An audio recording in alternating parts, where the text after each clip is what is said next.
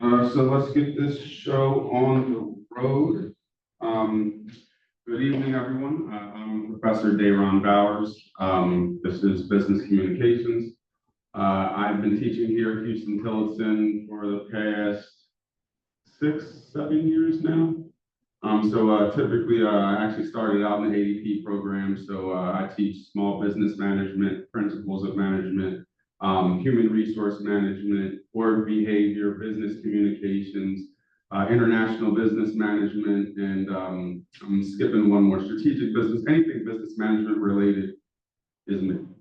Like I said, I've been here for about 7 years, started with the ADP, and they transitioned me into the traditional program. So now I work full-time for traditional, but then I take typically one ADP class or online class per month.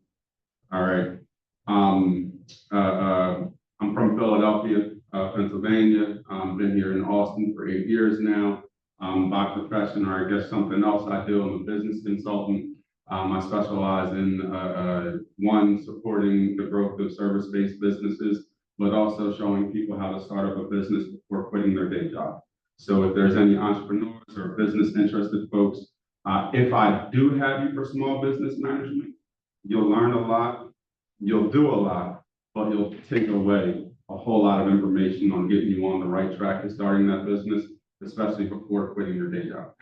Okay.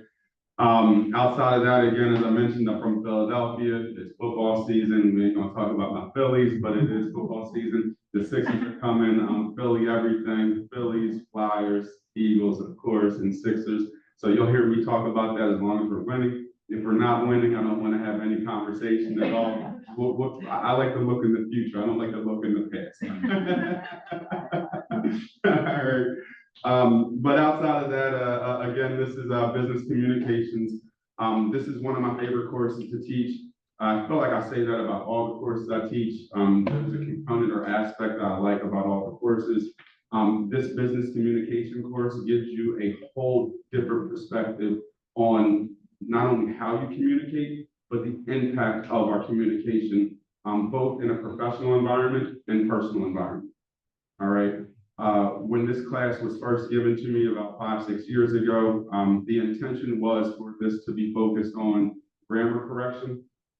One of the biggest challenges for college students going into corporate America is communication skills. Corporate America, I mean, since I went to college, they actually switched, or since since I completed undergrad, right?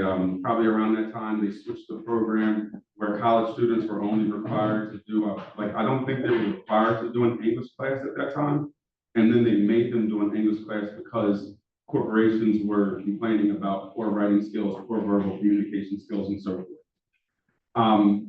Those complaints are still happening today.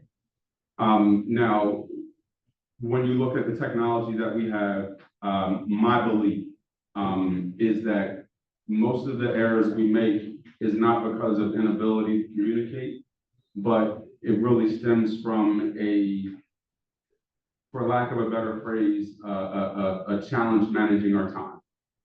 All right. What we'll do in this class is we'll take a look at various perspectives of communication as it relates to how it impacts you professionally. We'll look at one of my favorite parts is the 3x3 writing process.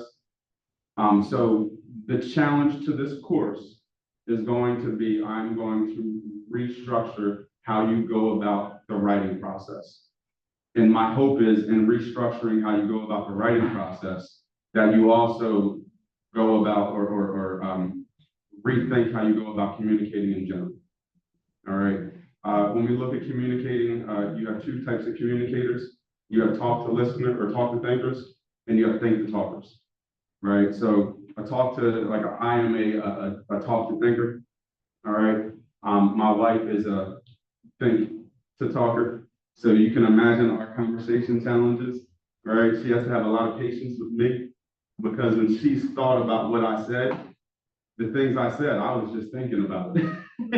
And then by the time she's already got to figure it out, I got to hear myself for it to really come home, make sense. Again, she has to have more patience versus being frustrated at me in that interim, like, I already got it, I already know the answer, but you got to have that patience to let somebody else come to that conclusion and so forth, right? So when we talk about communication, we're thinking about that framework. A lot of times when we communicate, I have these thoughts, this is what I want to say, and I want to communicate it to these individuals. So, you communicate how you communicate. The problem is, when you communicate to people, people are always thinking, really, what's in it for me, right? So if I approach conversations in the form of, I want to get this information out to you, but never give consideration about who you are and the information that you actually care to hear, I might lose an opportunity. I might lose an opportunity to, I might just gain an opportunity or lose an opportunity in that moment, right? And it really goes into being prepared for that conversation. What we'll do in this class is, like I said, we'll reframe how you go about writing. And my hope is that you'll also reframe how you go about approaching conversations, not only professionally, but also personally. So for class today, I'm gonna go through the syllabus really high level. Okay, the syllabus is, this is my teaching the ADP course in traditional. I've probably taught this class in ADP 8 times alone. In traditional, 6, 7 times alone. So the course is already big. It is what it is.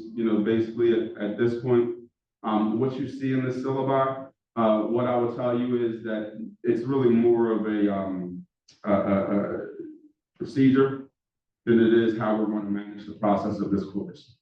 All right. What you have in the syllabi is how we operate the course, just how I manage course, classroom rules and so forth, how I go about grading. What you'll find in very black and white, the work is the work. You either did it or you didn't.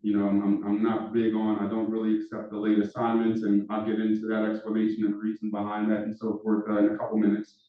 But it's really more of just an operation guide.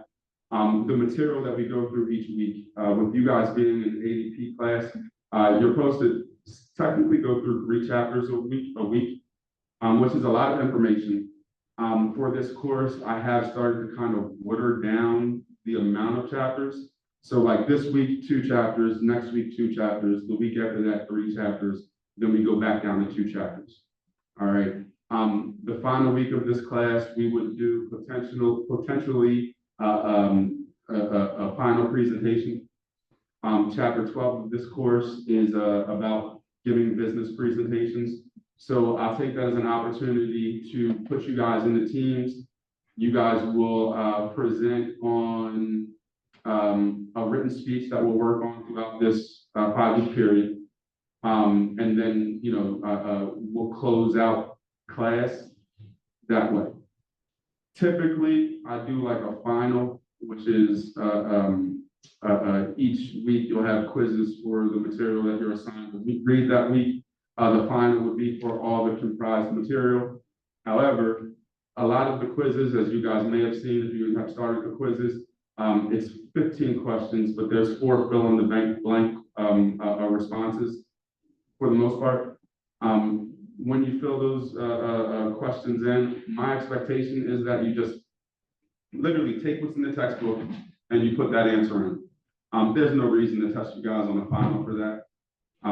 When I look at quizzes, whether it's this class or any class, it's CYA. All right.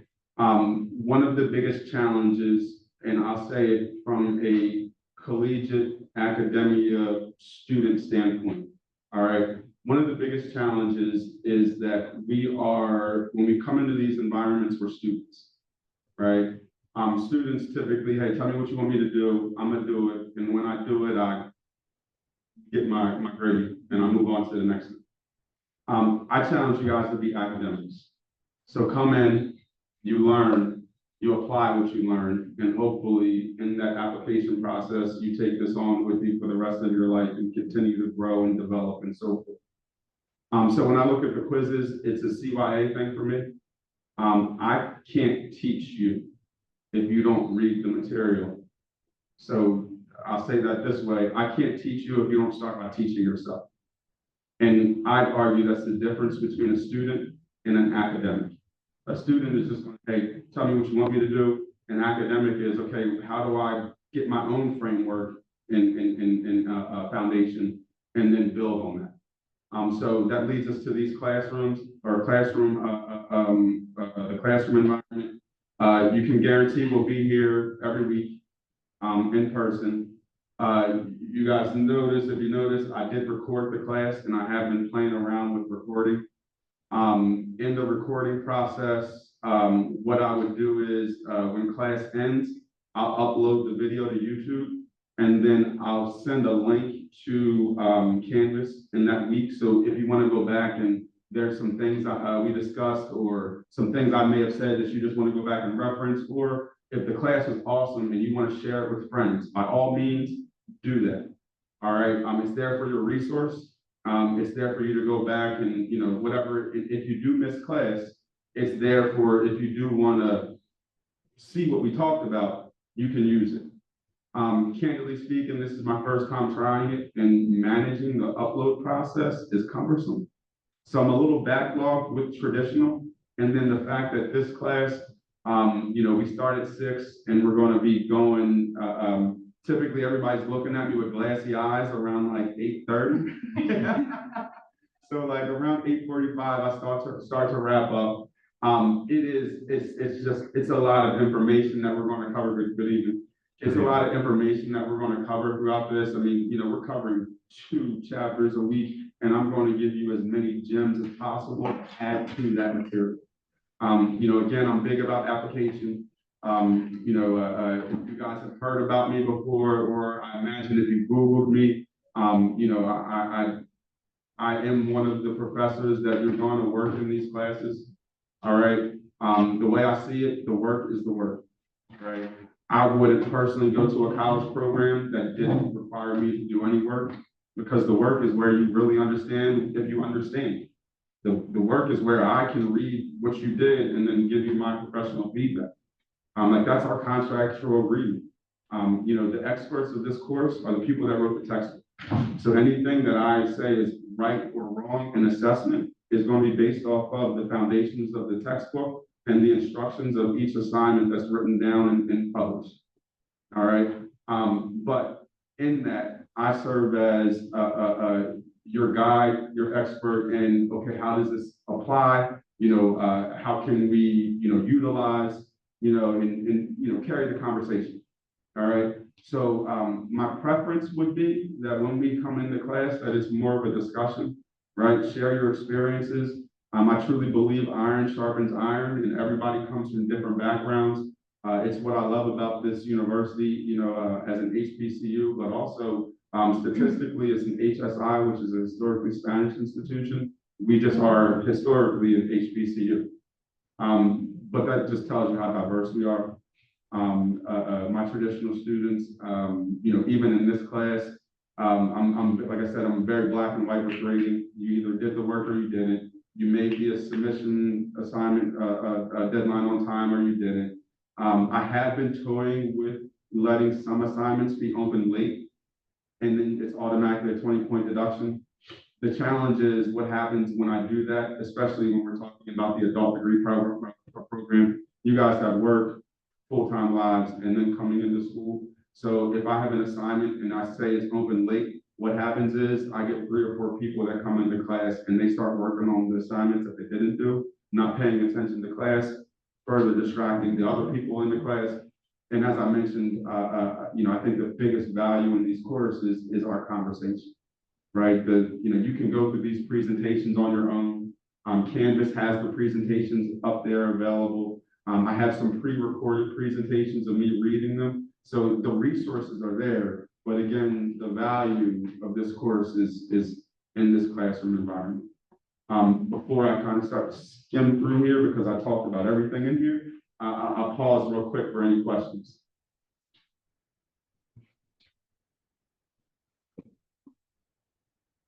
Okay. All right. if I didn't tell you, cap out besides the greatest attorney in history as Amen. well. Oh, Um, man, come on. Come on. I mean, if I didn't tell you that, let me go ahead and drop that in. Oh, my God. There you go.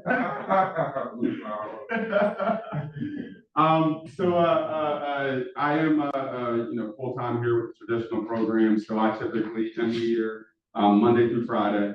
I have office hours, which are, I didn't update here. But for you guys, it doesn't matter, my office hours, send me an email and then just request an appointment and we can do a virtual office hour or a virtual meeting. I typically check my email twice.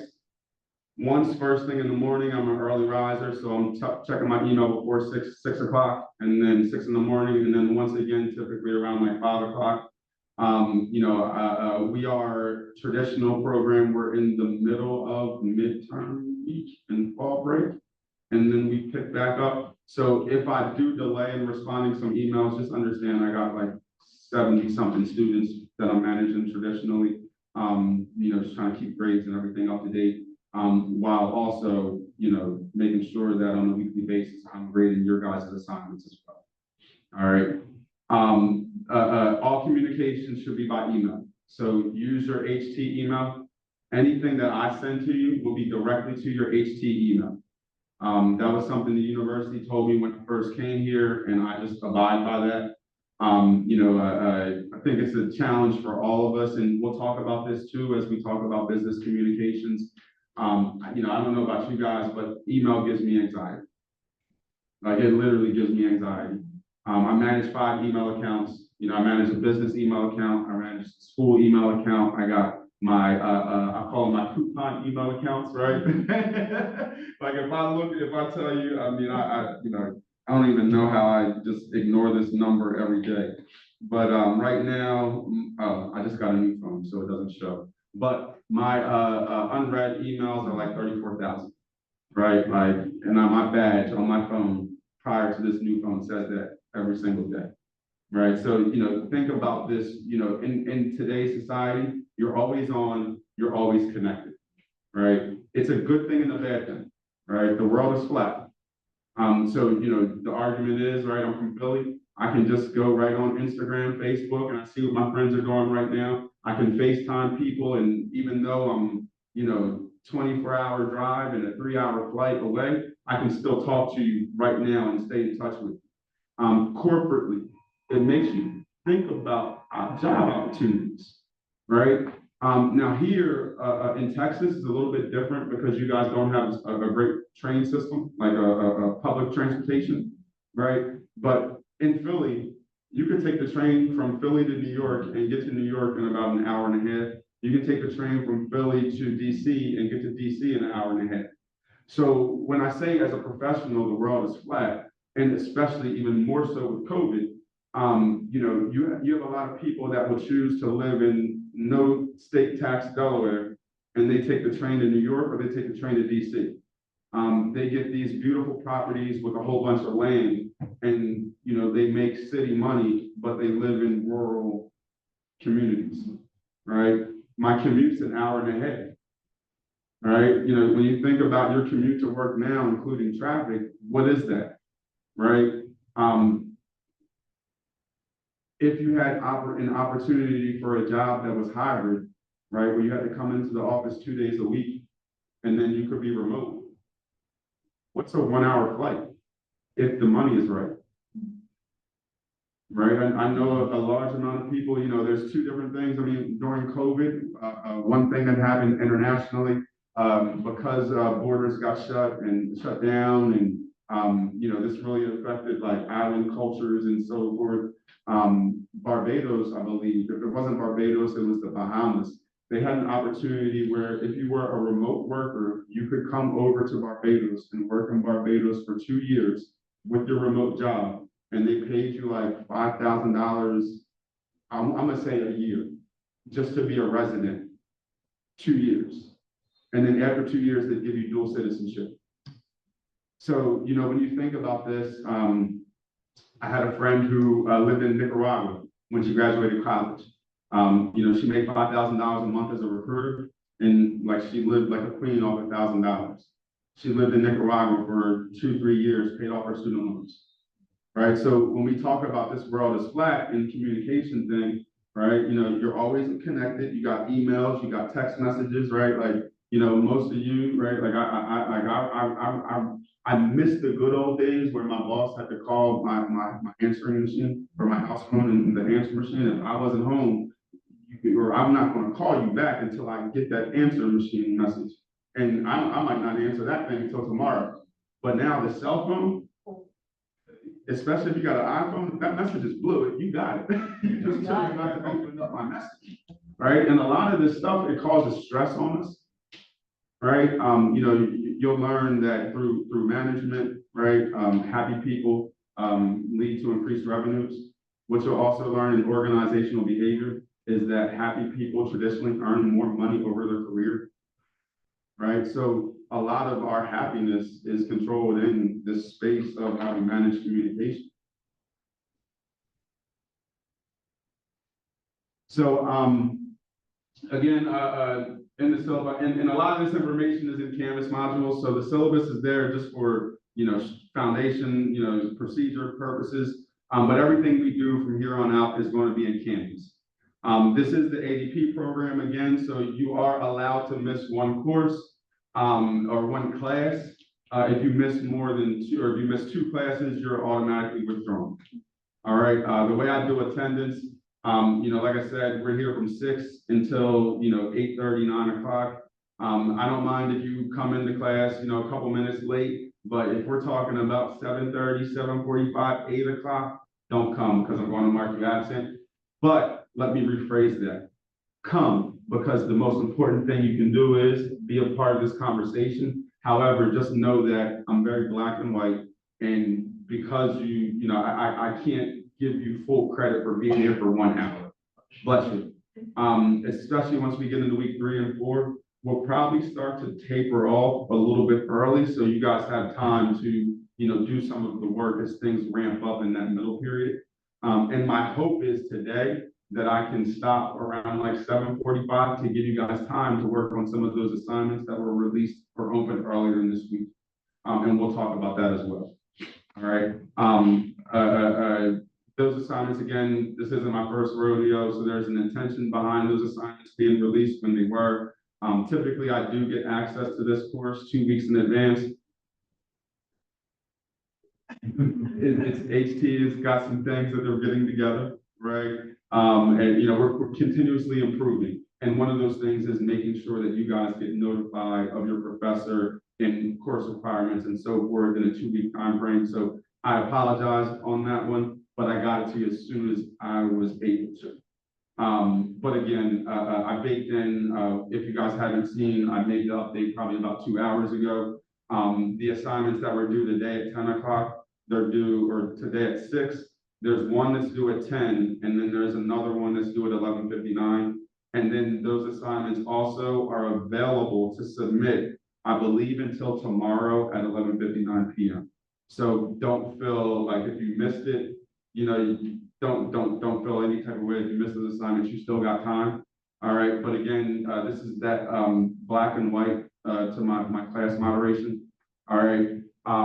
What I find in academia is, I really learned this from the adult degree program, right? I have students that are like, I have a 4.0 student and I have a 2.0 student, right? My 4.0 student, there's no difference in ability between 4.0 student and 2.0 student.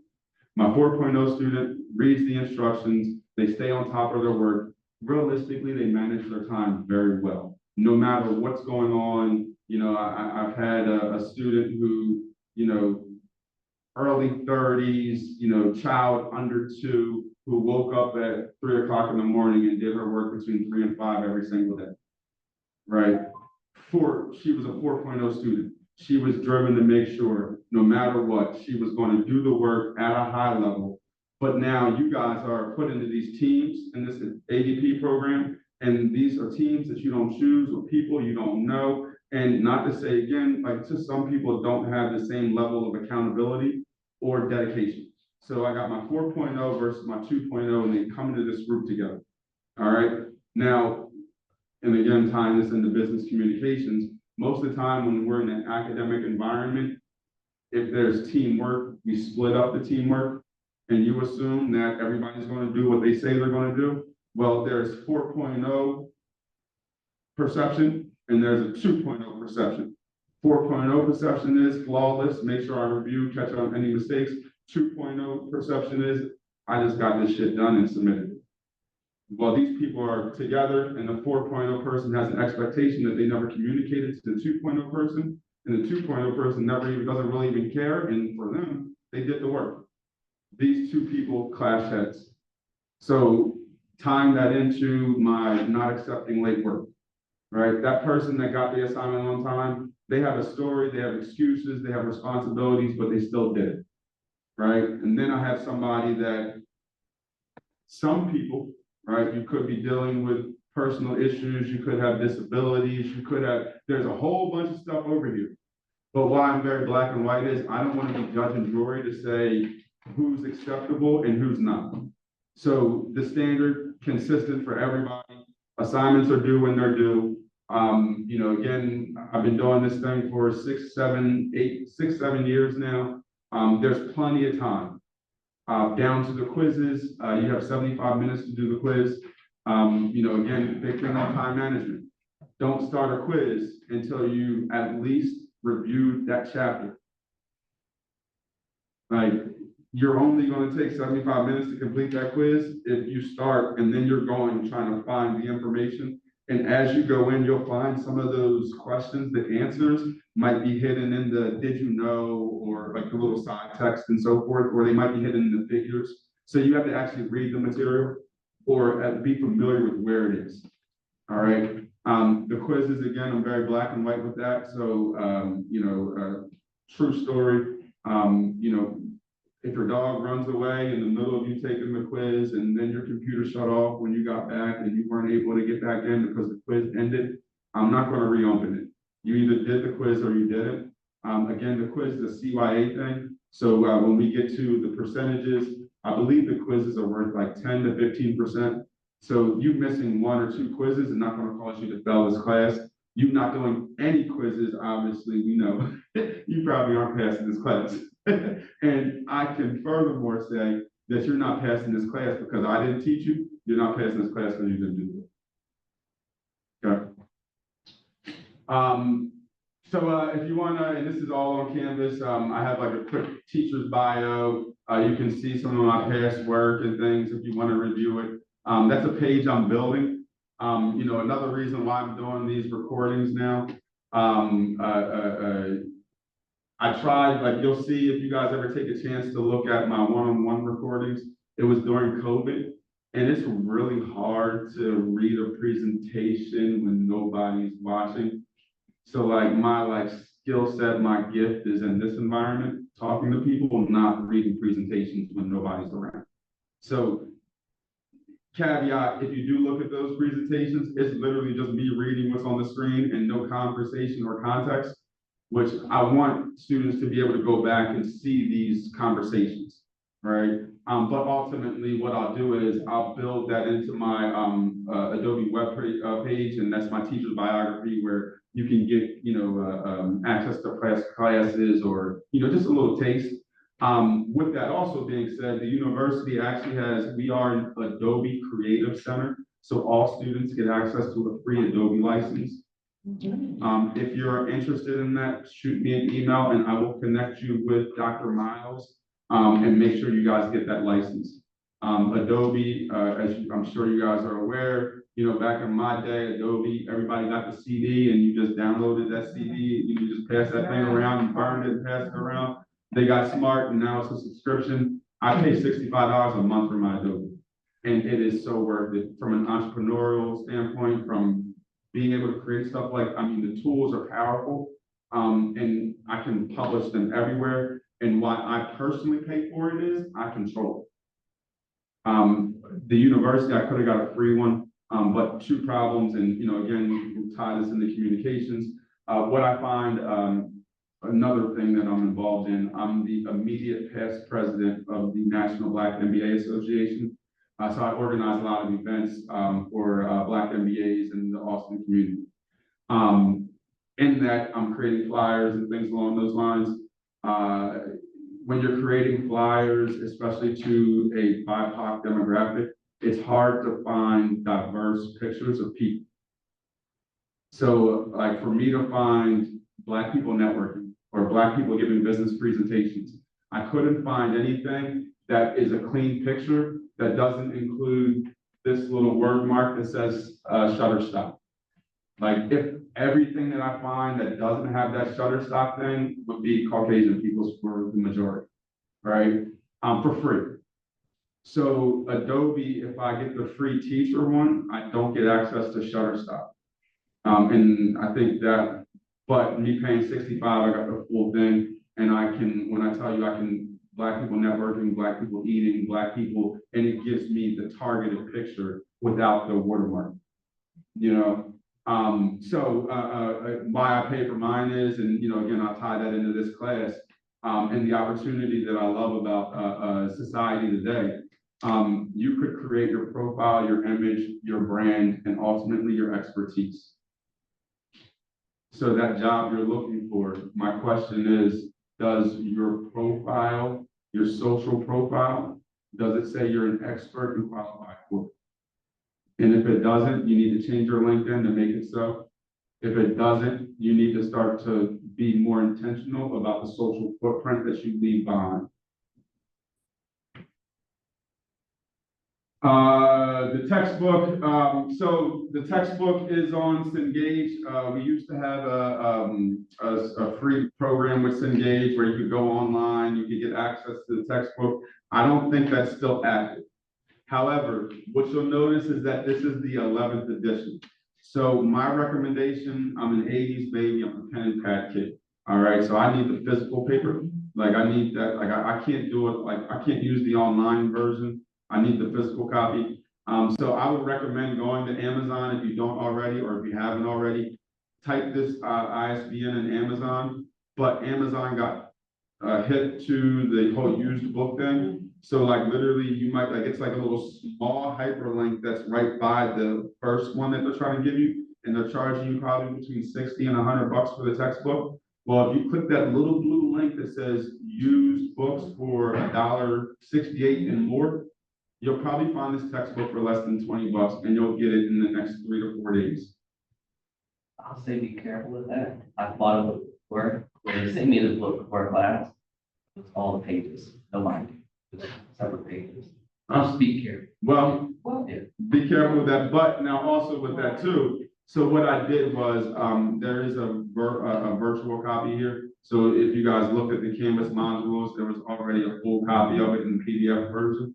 That's available there. But again, I'm always going to recommend that you buy the book. Like this textbook, you know, especially from an application standpoint, I would use this textbook. Like I keep this textbook with me. It tells you how to like really go about communicating. We'll get into a brief little bit about it, like this class, but again, like I said, I want to wrap up around like 8 o'clock. Want to get out of here by 8. Well, no, let me preface that. Me get out of here by 8. You guys, if you haven't done your work, I want you guys to stay here and do it.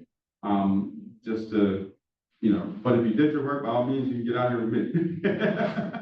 But I'm trying to toy around with this too, giving you guys, because like I said, you guys will glossy, glassy eye me at like 8:30, 8:45. So I do, we wrap up at 9, but there also is an understanding that we're supposed to be here from 9 to 10.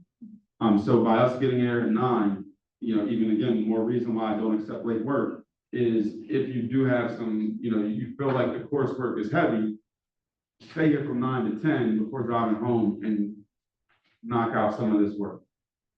Like you could knock out a quiz if you wanted to, and probably do it in that time frame, and you have access to camp. Like you have access probably here until 10:30, 11 o'clock at night.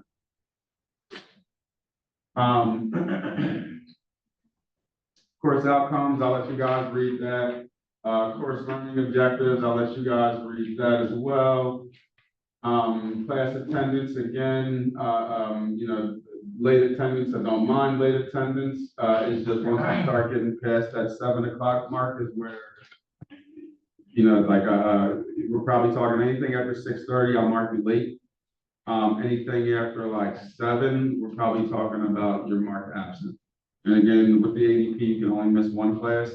So with late markings, I don't know how many late markings equal 1 full absence. I believe a late marking for this class would show up as either 1 hour or 2 hours. So my assumption is if you should have 3 late markings, it probably counts as 1 full absence. All right, so again, just be cognizant, but we're here at a small window. You'll definitely, unless I have to travel out of town, that's the only way we'll be online.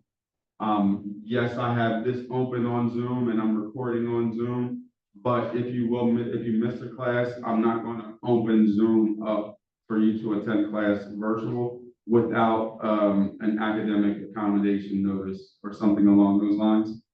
All right, again, just being very black and white in the management of class. You guys would all prefer to be at home, I imagine. I damn sure don't want to drive back here through traffic. And it's a challenge for me to stay here. Typically on Thursdays, I only have 1 class from 9:30 to 10:45. So like for me to stay here all day and then, I might sometimes, but typically I go home, I work out and then I come back, but either way, I would rather be at home too and not deal with traffic. But what I find, and business communications related again, if you're at home and you're online, what are you probably doing while I'm talking? Everything. Look, I see people like this and they're looking up at the TV on top. It's Thursday, it's like, football. And it's like, people on mute and, I'm like stopping, asking questions, but, so I find that when we're in that online environment, it works for some people, but the majority of us, it really doesn't work well. All right. With this university, actually, during COVID, I believe it was something like 68% of all freshmen had an F during COVID when we went hybrid. And then some like 48% of all freshmen had at least 2 Fs. So the university mandated that we had to be in because our student population wasn't successful. Didn't work very well for ADP students. ADP students wanted to be at home. I got a crap load of disability notices and needing to be, but I think we're all realizing that while home is great, I'm not paying attention and I don't absorb as much as being in the environment. So I monitor, I manage this class that way. And funny note, but a concluding note before I slide down to the next part. I also teach this course in an 8-week online program.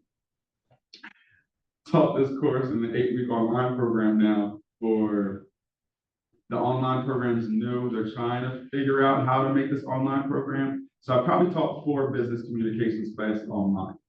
In total, for an online course that's 8 weeks, I've had, let's say 20 students, average 4 students per class, right? Now, this is an online class that's asynchronous. We do not meet. They follow the same curriculum that you guys have. It's just put out in the 8-week, format, but we do not meet. So all of their lessons are between these resources and my recordings. All of my recordings are on YouTube. I have at least 20 students that have access to this YouTube for an online class that they're supposed to use for course. My YouTube videos, I probably have 2 per two views per video. Oh man, we gotta like and subscribe. I say that to the sense of you guys have access to these videos. I guarantee you're not going to look at them like it's not engaging.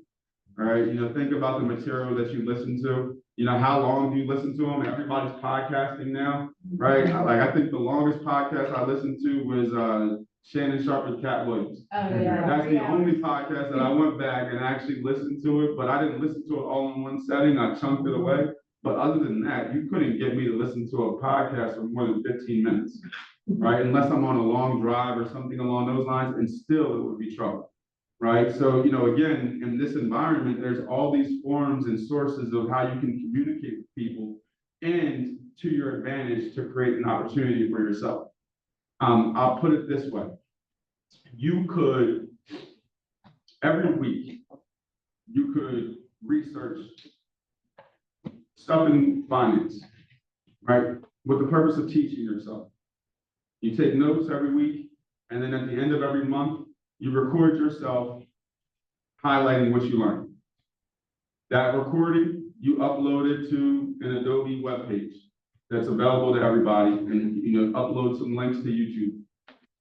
If I do this every month, at what point do the people that follow me, that like and subscribe, at what point do they consider me a financial expert? If I do it for 1 year, if I do it for 2 years, right? Like, the more I put the time in and I show you my expertise, you probably don't verify my education if I have certifications. No, you just follow the information that I provide for you. So what's to say that, I say that to you guys, whatever you're passionate about or whatever you want to pursue, if you dedicate your research, record yourself, and upload it, eventually your recordings get better, your knowledge increases, your following grows. You can build a brand around something like that.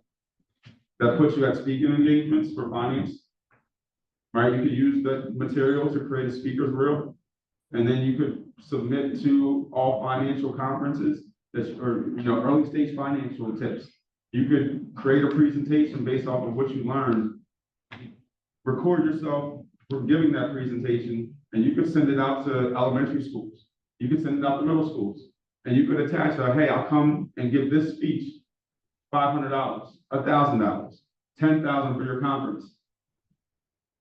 And they're validating you off of the material you put out on the internet. Like, the new goal today is data, and the data that we get is all coming from us, right? It's our user data, right?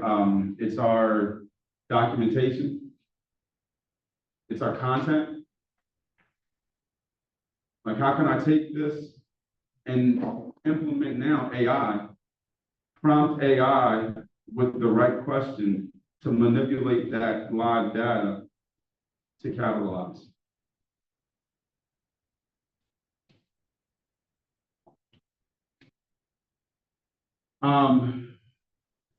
Participation, we don't gotta worry about that again. Participation wise, my ask, if you got other things to do, again, it's a distraction in the class. So I prefer, like, you guys can miss one class. Like, if you got other things to do, miss the class. If you don't feel well, miss the class. Please miss the class. It's still COVID guidelines, but COVID guidelines are so blurred. It's all how you feel, and if you don't feel well, come with a mask. I'm all for masks. So if you don't feel well and you want to come in, wear a mask by all means. But you have a day to miss, and it's only 5 weeks for this class. So I typically don't. I've never had. I only think I had maybe I can count in the past 6 years 5 students that have missed 2 classes, and 3 of them were intentional.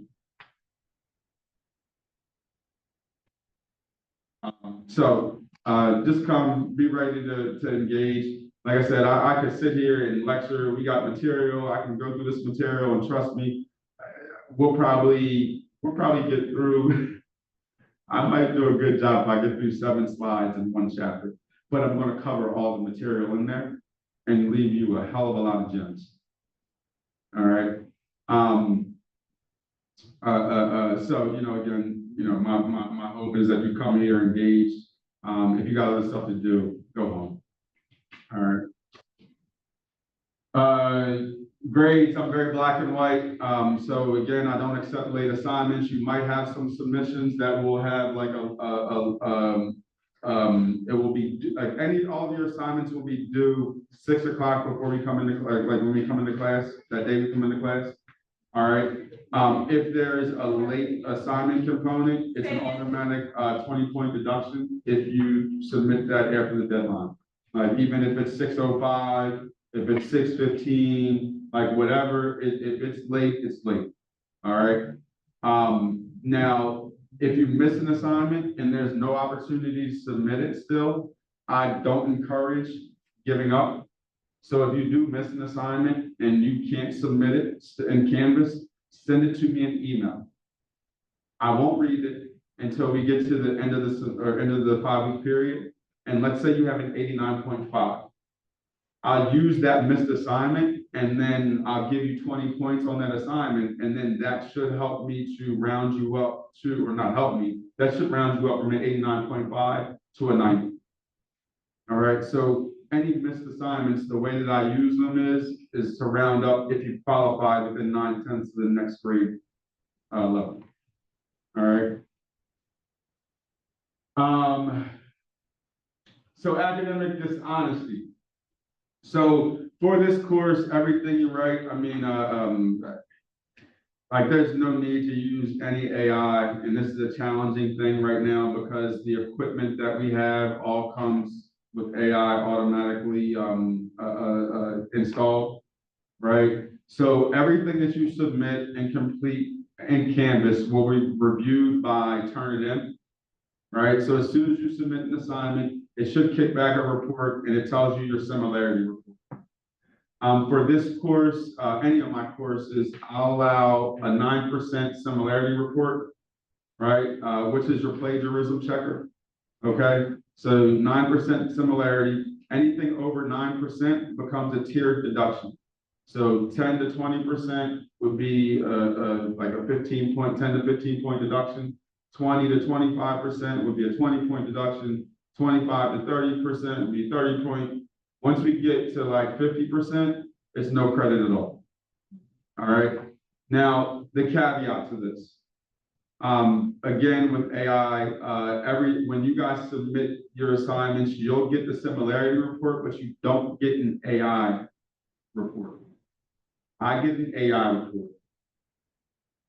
The thing with AI is that some of you use tools like Grammarly, or there may be AI, some of the traditional students, they submit their work into this AI tool and it basically upgrades their vocabulary.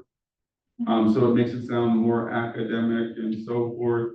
All right. I don't accept any of it. So one thing I need you guys all to check, if you use Grammarly. Now, Grammarly is, I believe you can implement an extension or a tool into Microsoft Word. So caveat, all of your submissions should be uploaded in Microsoft Word. Don't use Pages or PDF. I can't see Pages documents and the PDF documents. Sometimes I can't comment and get feedback. I'll put a pin in that moment there. The best way I can show you guys respect as academics and scholars is to make sure that everything that you do, every piece of work you complete, I read it. If you read my ratings and reviews from students, most students hate the fact that I read everything that they submit because I can catch on a lot of grammar errors. Now, I'm not marking things wrong for run-ons, but if it just isn't clear how it's written, or if it's a grammar error, I'll take off. So you'll get a lot of my feedback for my professor is that, you know, I thought I was taking a business class, not an English class. It's a lot of work, you know, but you know, he gives no grace on spelling and grammar. The reason I do that is because, again, I think it's a time management thing, and the errors you make spelling and grammar wise on academic assignments that you submit to me, I guarantee you make these errors when you send emails to your boss or to peers and so forth. The challenge is I mean, we work in, you know, corporate America where you're a Black or brown face and the majority Caucasian space. And I've never seen a Caucasian man with a whole bunch of errors in his emails be looked at as incapable, be looked at as not intelligent. I've never seen a Caucasian man with a whole bunch of errors in their emails ever be assassinated for their character. However, if English isn't your first language and you have a whole bunch of errors, You already know, they don't know English. You need to learn English to be in this country, right? Caucasian people, black, brown people say that. American say that. But black or brown, and you speak English and you send an email in a professional environment, now it's your ability. I don't think, person A is, qualified to be a manager. I don't think that their ability, like your character is assassinated by these words, right? So a mistake for us could be detrimental in our career opportunities and career advancement. So I'm more of a stickler because I know that it's more of a, I think we're so used to our spelling tools. Spelling tools correct in content, not context. So again, I read everything, and what I find is that it will be, you meant to say she, but you put he. You meant to say your, but you put you. You meant to spell there, speaking of people, but you put THERE, right? So it's more, again, and for this class's purposes, it goes to time management more than anything else. We didn't give ourselves enough time to not only draft this email in a process where I thought it out, and I thought how this person was going to receive it, but we also didn't give ourselves enough time to actually go back and read and review. Shoot, I challenge you, if you go and you sent a text message that's like a long text message, go back and read it. Let me know if it sounded the way that you sent it. And I guarantee you, most of you, especially if you were angry, if you were angry, I guarantee you didn't read that thing. All right. So, even with the phone, there's auto text updates that are made, and some things that happen if you're not paying attention to. Again, give yourself enough time to go back and review. Your message could be completely misunderstood or taken out of context. And at that point, is it the person that read it's fault for not reading your mind or diving in to interpret, or is it your fault because you didn't take the time to actually clearly communicate and revise your message? So when it comes to the AI thing and Grammarly, again, the tools are correcting content, not context.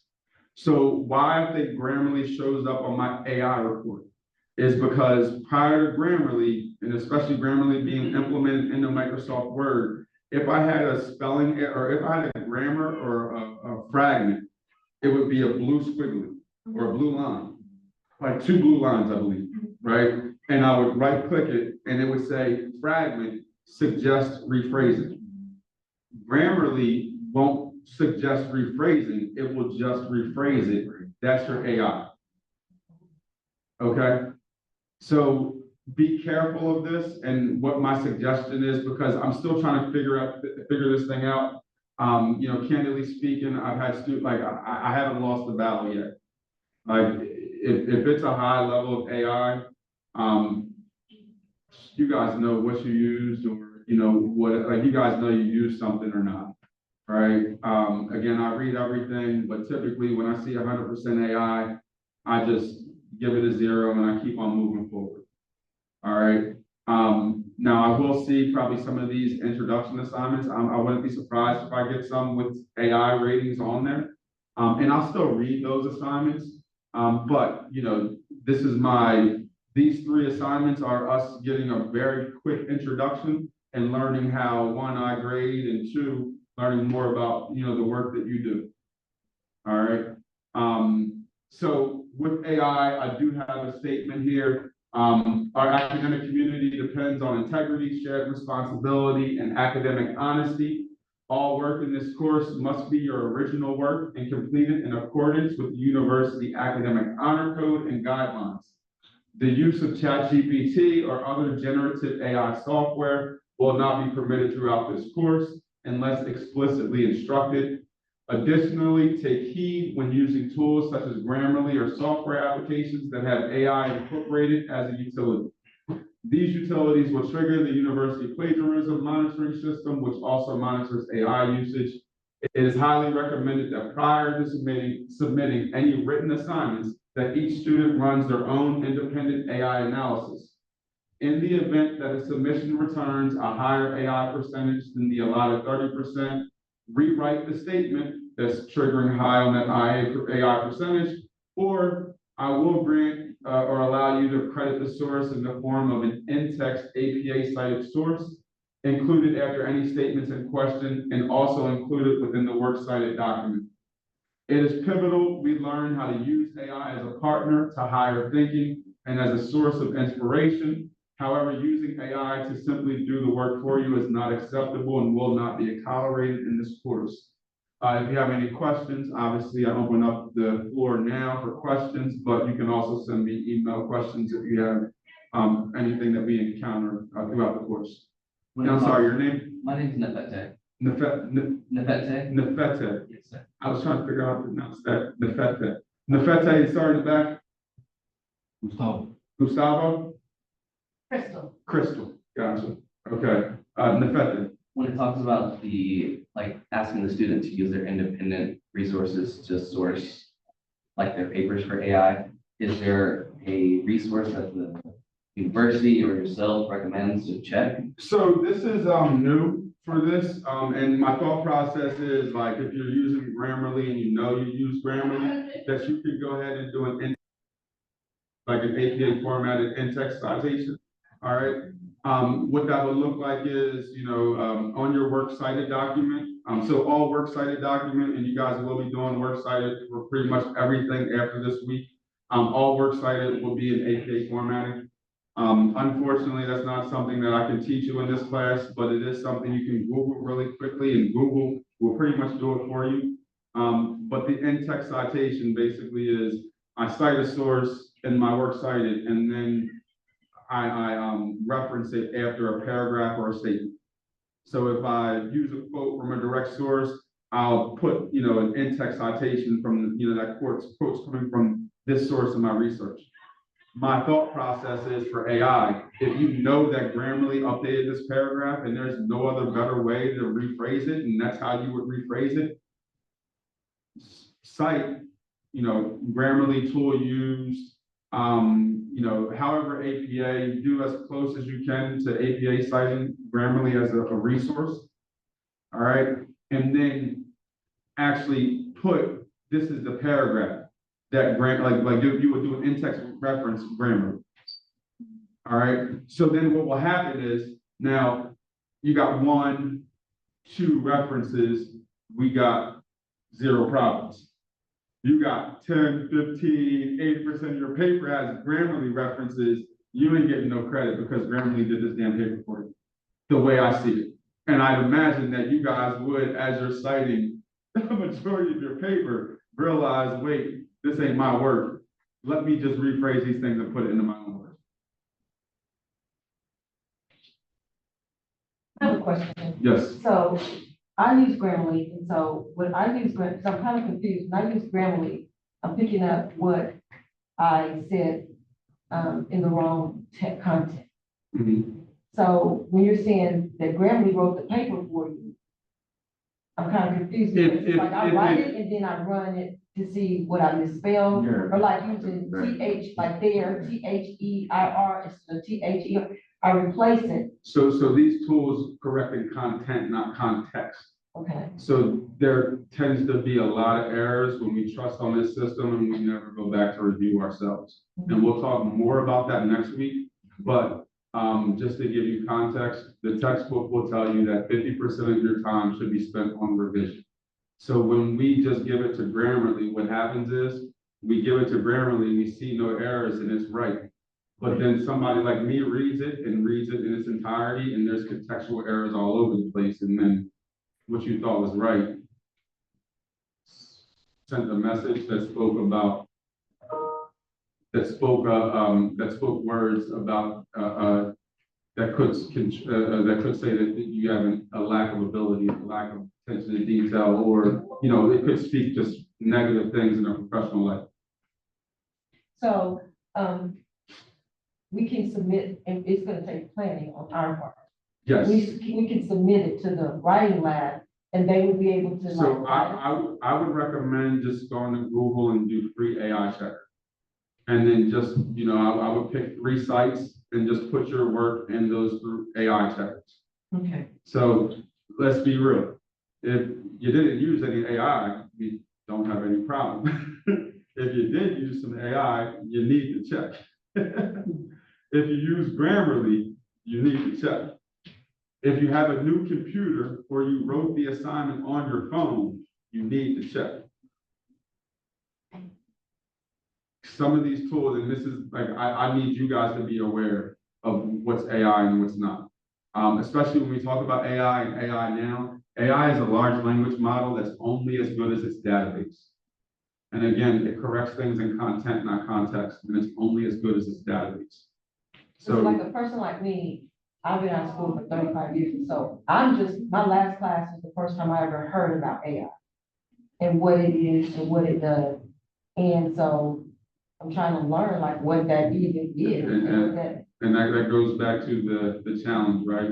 Forget what 30 years ago, you were a student 30 years ago. Today, you're an academic. So it's learn, get familiar, and apply. And there's a lot of AI stuff out there.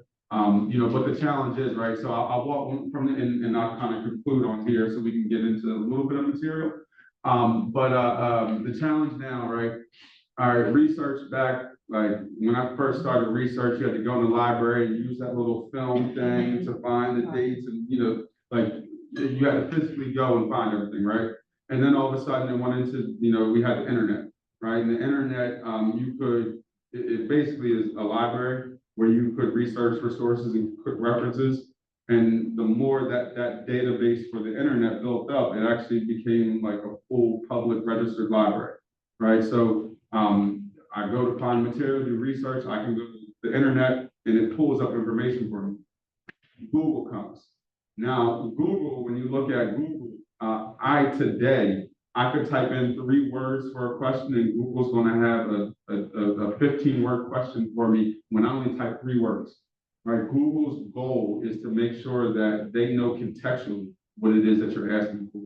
So they take location-based demographics and they understand what people are researching, what trending topics are and so forth. And in this information, that's why when you go to a Google search bar, you type in 3 words and it pretty much already knows it's predictive analytics. All right. So we transition that right to now. Google, if you don't know how to ask Google the right questions, you won't get the right research information. So I'll keep it very simple. If you wanted to learn business information, right, about Microsoft, or if you wanted to see the latest Wall Street Journal article, what's the problem? What happens with Wall Street Journal if you go to Wall Street Journal and try to view an article? Subscription model. It's a subscription model, right? So if I look and try to research for information, I might hit these paywalls. However, what I found is that if I just research the title of the article, I can find it on another site and avoid the paywall altogether. Or I found that I can go to these sites and see their sources and I can figure out right directly where this information came from, but I have to know how to type the correct information in Google to get the proper results. For you guys, it's research. For any research you do, you have to type the proper information in Google to get the proper search result. And we know that when the internet first happened, we were going to page 2 and page 3, trying to get deeper into research. Now, if it ain't on page 1, I'm typing a new search into Google, right? Like I'm not going to page 2, I'm not going to see more. If it ain't on that first window, so Google is the old way. The new way is AI. And the new way AI, what they call it now is prompting. So what we do in Google to ask Google questions is you would go into an AI, which is large language model, and you would prompt it questions, which those questions or that large language model will be connected to a database. And then now, however I prompt, it will give me this data, and then AI can manipulate my data in any form.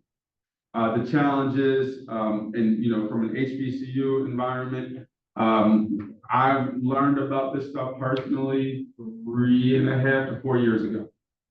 My wife comes home, I was teaching this ADP class, and she was like, oh my God, this stuff can code websites for you. And I mean, when I sat there, I asked just generic questions, and I mean, it spit type business plans in 2.5 seconds, code, I mean, all this stuff, right? 2.5 seconds. That was 4 years ago. 2 years ago, it hit campus, and it was my international students, my African students. I had a group of students from Cote d'Ivoire, Ivory Coast, and they started using it, but they didn't speak English as a first language. So they were doing it, you know, like literally I have students from Africa that speak French, and then they come here and I have them in international business management classes giving presentations. Can't understand them, but give them a couple months and it's amazing to watch. Anyway, they started using it, and then last year traditional students started using it. And so this year I'm ahead of it because of this, and I had battles last year. But I'm a former IT guy too, so I got a little bit of an understanding of this stuff. But you know, again, we need to learn to use AI as a partner, not AI as our assistant. And I think the challenge is that right now people think AI is the assistant, right? And people think AI is going to take your job. AI is not taking your job. It's the person that knows how to use it that's going to take your job. And it's prompt engineering. That's the new data engineer. All right, I think I'm almost done here, so just bear with me for a couple minutes. You'll have a quiz every week, so we'll do 2 chapters a week. The third week, we have 3 chapters. The way class will look, we'll come into class, I'll review 2 chapters, I'll try to get through as much material. Again, by 8:30, I start wrapping up no matter what I went through or what I didn't. You're responsible for what's assigned in Canvas. Again, with the syllabi, this is more process, procedure than anything else, but my promise is I won't add anything new that's not in the syllabi. So I will update and modify, but I won't add additional to. So what you see here is the most amount of work you could look for, and I guarantee you what you read, don't be afraid. It's just, it's the framework of the course, but that's the most. If we're extremely effective, and as you guys know, we're already a week behind because I got the course. All right, but I won't do any more than this. I'll only update and modify, and most likely I'll remove. All right. For this class, again, they wanted it to be more of a grammar-based class. I made it more application-based. So you guys will be writing introductions after introductions after introductions. You guys already wrote in personal introduction to me. You wrote an introduction introducing yourself to a group of executives, and then you introduce yourself to your peers in this cohort. All right. Proper planning prevents piss poor performance. Piss poor performance produces pain. So what I like to see and what I like to look at this is, how do you introduce yourself? How do you introduce yourself to your peers? How do you introduce yourself? Early on in my career, I had a fear of talking to what I called the suits. The suits were 45-year-old Caucasian men and up, right? When we look in corporate America, who are most leaders in corporate America? 45-year-old and up Caucasian men, right? So I didn't know how to talk to them, and I had a fear of connecting with older Caucasian men, right? How would you introduce yourself to executives? Have you ever thought about it? Have you ever prepared it? Right? So we'll look at those introductions, like 1 to peers, 1 to executives. You guys will work on a simulation where you write a speech. You'll work on, I think we'll do a short elevator pitch. Right? So, again, how can you plan and prepare your introduction? One of my students a couple of years ago in the traditional program, he said a lot of the things we're going through, it seems like it can be pretty manipulative. But I wouldn't use the word manipulative when we talk about being prepared with communication. For example, I don't walk into a meeting without an intention of what I want to walk away with when this meeting is over. So when I have that intention, it allows me to prepare what I talk about, how I control the meeting. Things I might say if we get into this, I'll table that for another call. But I'm able to control that meeting effectively because of my preparation in the forefront.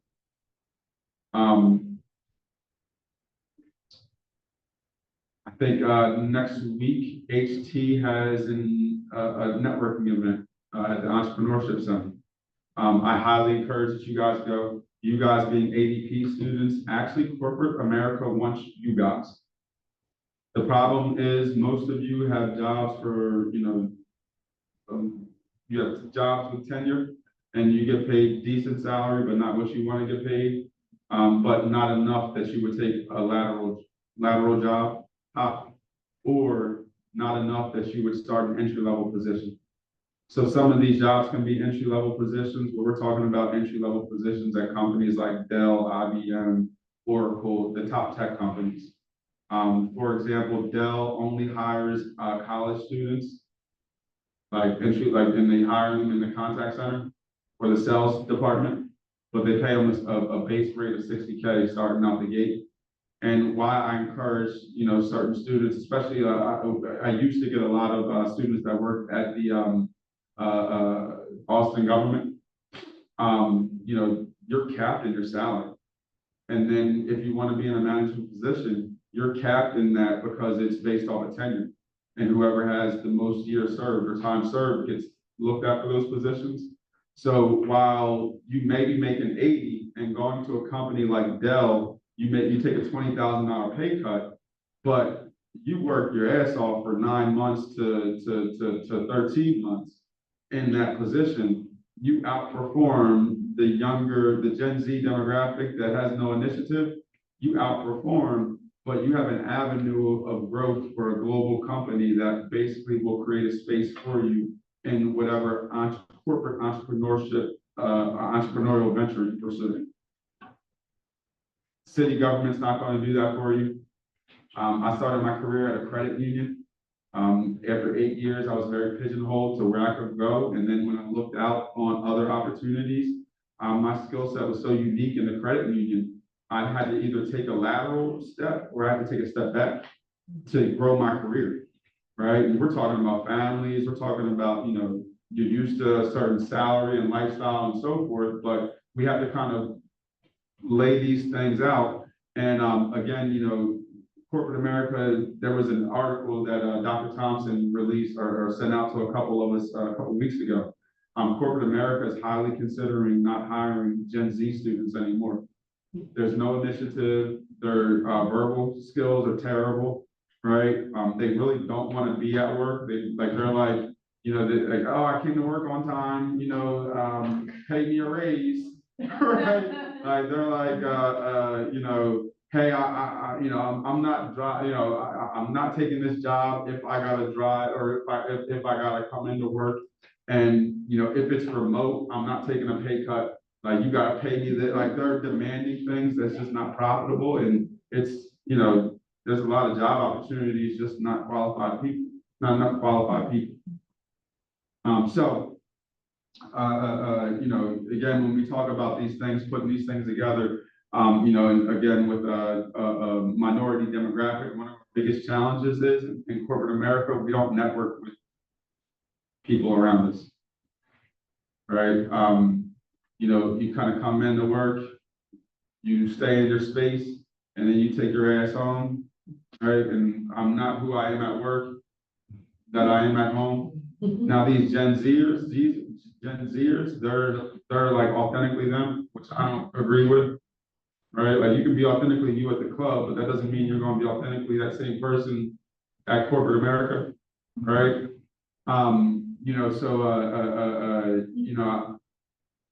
I find a lot of the material that we'll just discuss and cover, right, will give you guys a lot of just perspective shattering views. And again, I hope that you guys go to this damn, career fair or this networking event and walk in the room and introduce yourself to people, right? Like, I'm uncomfortable at networking events talking to people. My strategy actually is I find people that are uncomfortable and I go talk to them. I find the people by themselves because I identify with them. Like, I don't like walking, like I'm a introverted extrovert, you know, but like that's my strategy when I go to networking events. So again, while we have this simulation, again, the problem is we go into corporate America and, if you do communicate, you make friends with peers. You don't develop champions or you don't create relationships with champions.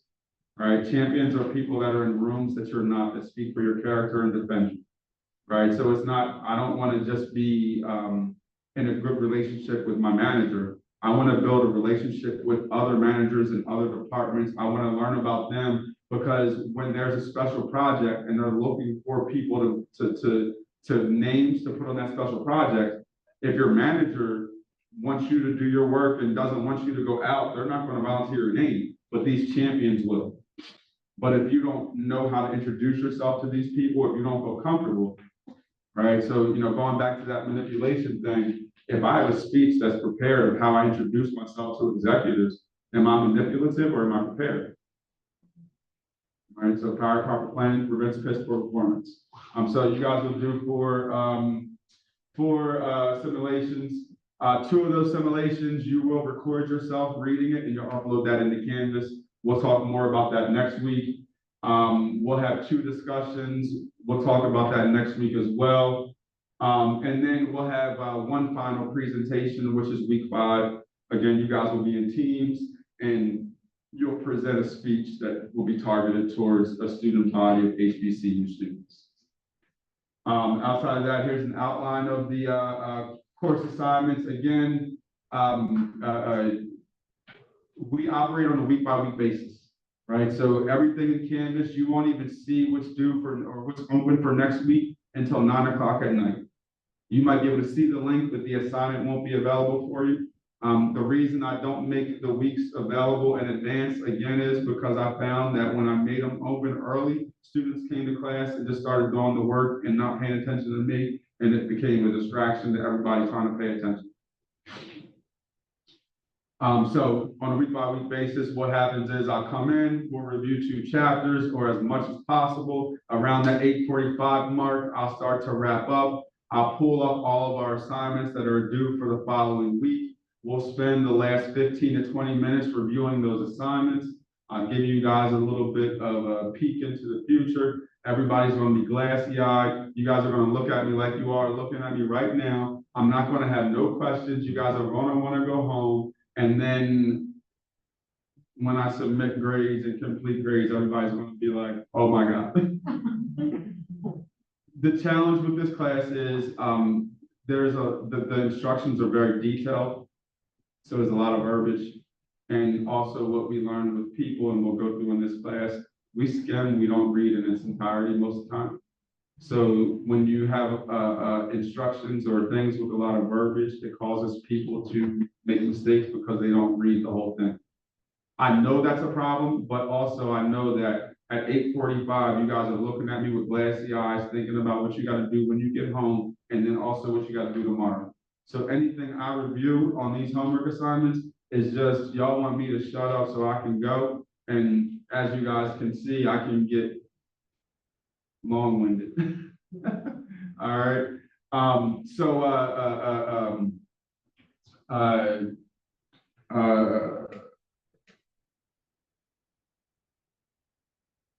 don't know that. Oh yeah, we'll review the assignments and then we'll head out. All right. If you have any questions, send me an email. All right. All communication will be emailed. All HTU email. Do not send me an inbox in Canvas. I have 178 messages from my Canvas inbox that aren't reviewed and I will not review. I already monitor 5 inboxes. I'm not having Canvas be a 6th. Okay, so any communications is going to be HTU email. I will contact you all through HTU email. If you do want to add a personal email account, You can put it as a carbon copy, I'll reply all, but all of my original communications will go directly to your HTU email. All right.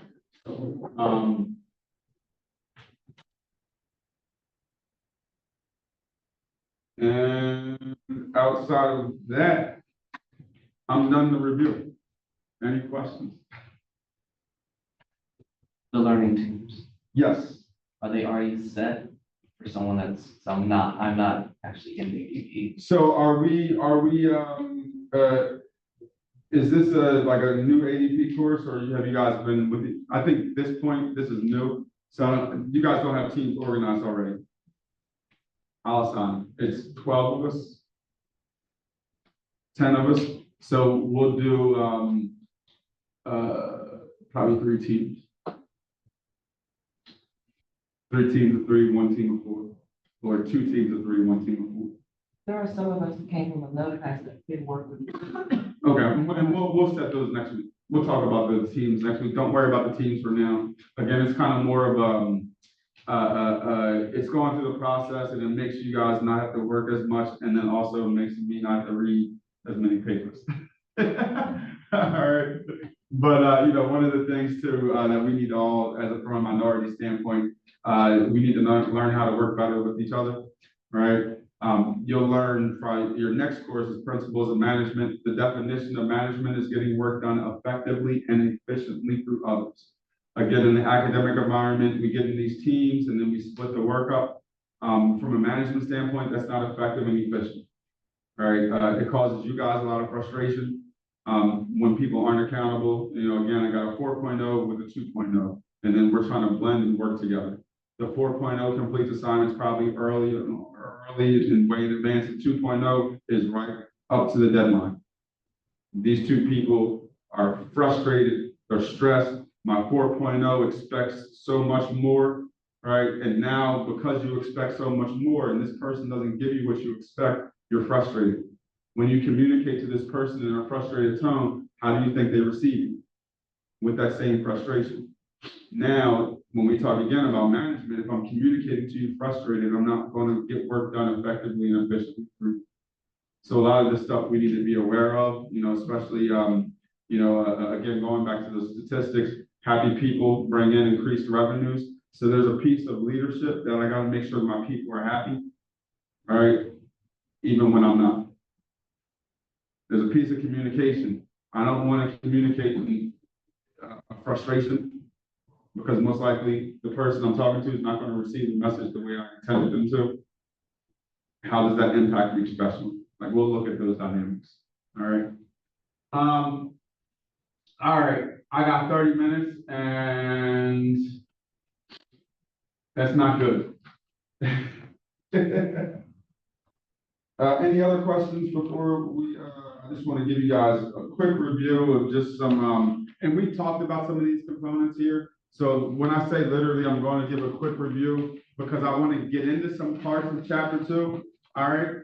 I'm just going to touch a couple segments of chapter 2, and then we'll pick up on that next week. And then, so we'll pick up next week from a class presentation. I'll pick up from chapter 2, and then we'll go into chapter 3 and chapter 4. All right.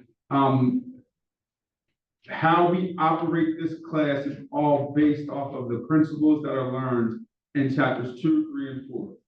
How I grade assignments for this class is all based on principles for chapters 2, 3, and 4. All right, so this week, the chapter 1 and 2 quiz, they were due today at 10 o'clock, but they're available. I think I gave you guys an additional 3 to 4 days. Just make sure you check the available date, and we can review that when I review the assignments in the next 30 minutes. But, typically the due date is the available date. But in Canvas, you should be able to see if there are assignments that give you a little bit of lead time. But for the quizzes, if you didn't do the quiz, you do have some extra time to go ahead and knock that out, okay? We kind of talked about this already. When we talk about communication, you're always on, always connected. Your skills are always on display. And then communication is a learned ability, not inborn.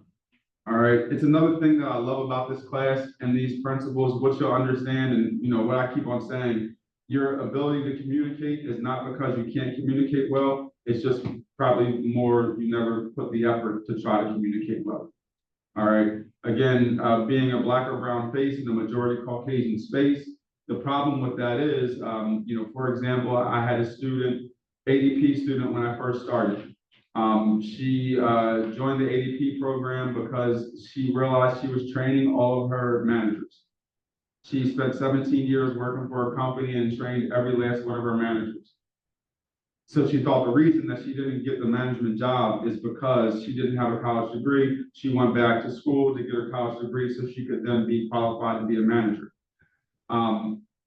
We did a presentation and she was up here and she said something, well, specifically when you're talking about this and specifically this and specifically, she was saying specifically, but her verbiage was specifically. Now, again, I knew what she was saying. We knew what she was saying, but you're a black or brown face in the majority Caucasian space. If, as a leader, I refer you for an opportunity, you represent me.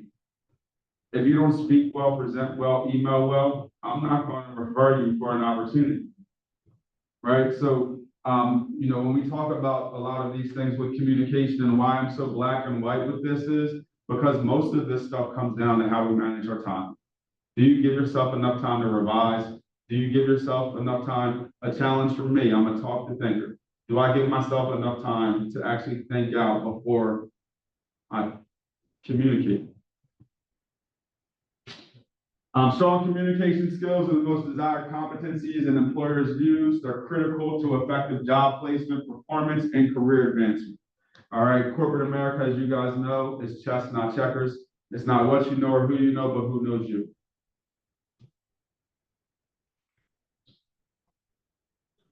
Strong communication skills can be a career sifter, leading to great job opportunities or ultimately leading you out the door. When we look at communication skills, the new requirements are being media savvy and having credibility. Again, and I'm sorry, your name one more time. Jackie. Jackie. So Jackie, going back to the technology thing, right?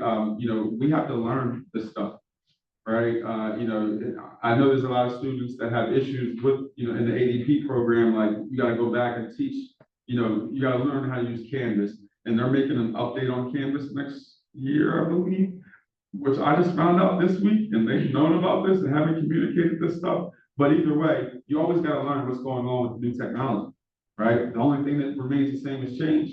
Those that have the ability to adapt will persevere. Those that don't really fade away, right? So when you think about that from a professional perspective, if you don't know how to use this stuff and teach yourself how to use this stuff, you're not going to be a desired candidate.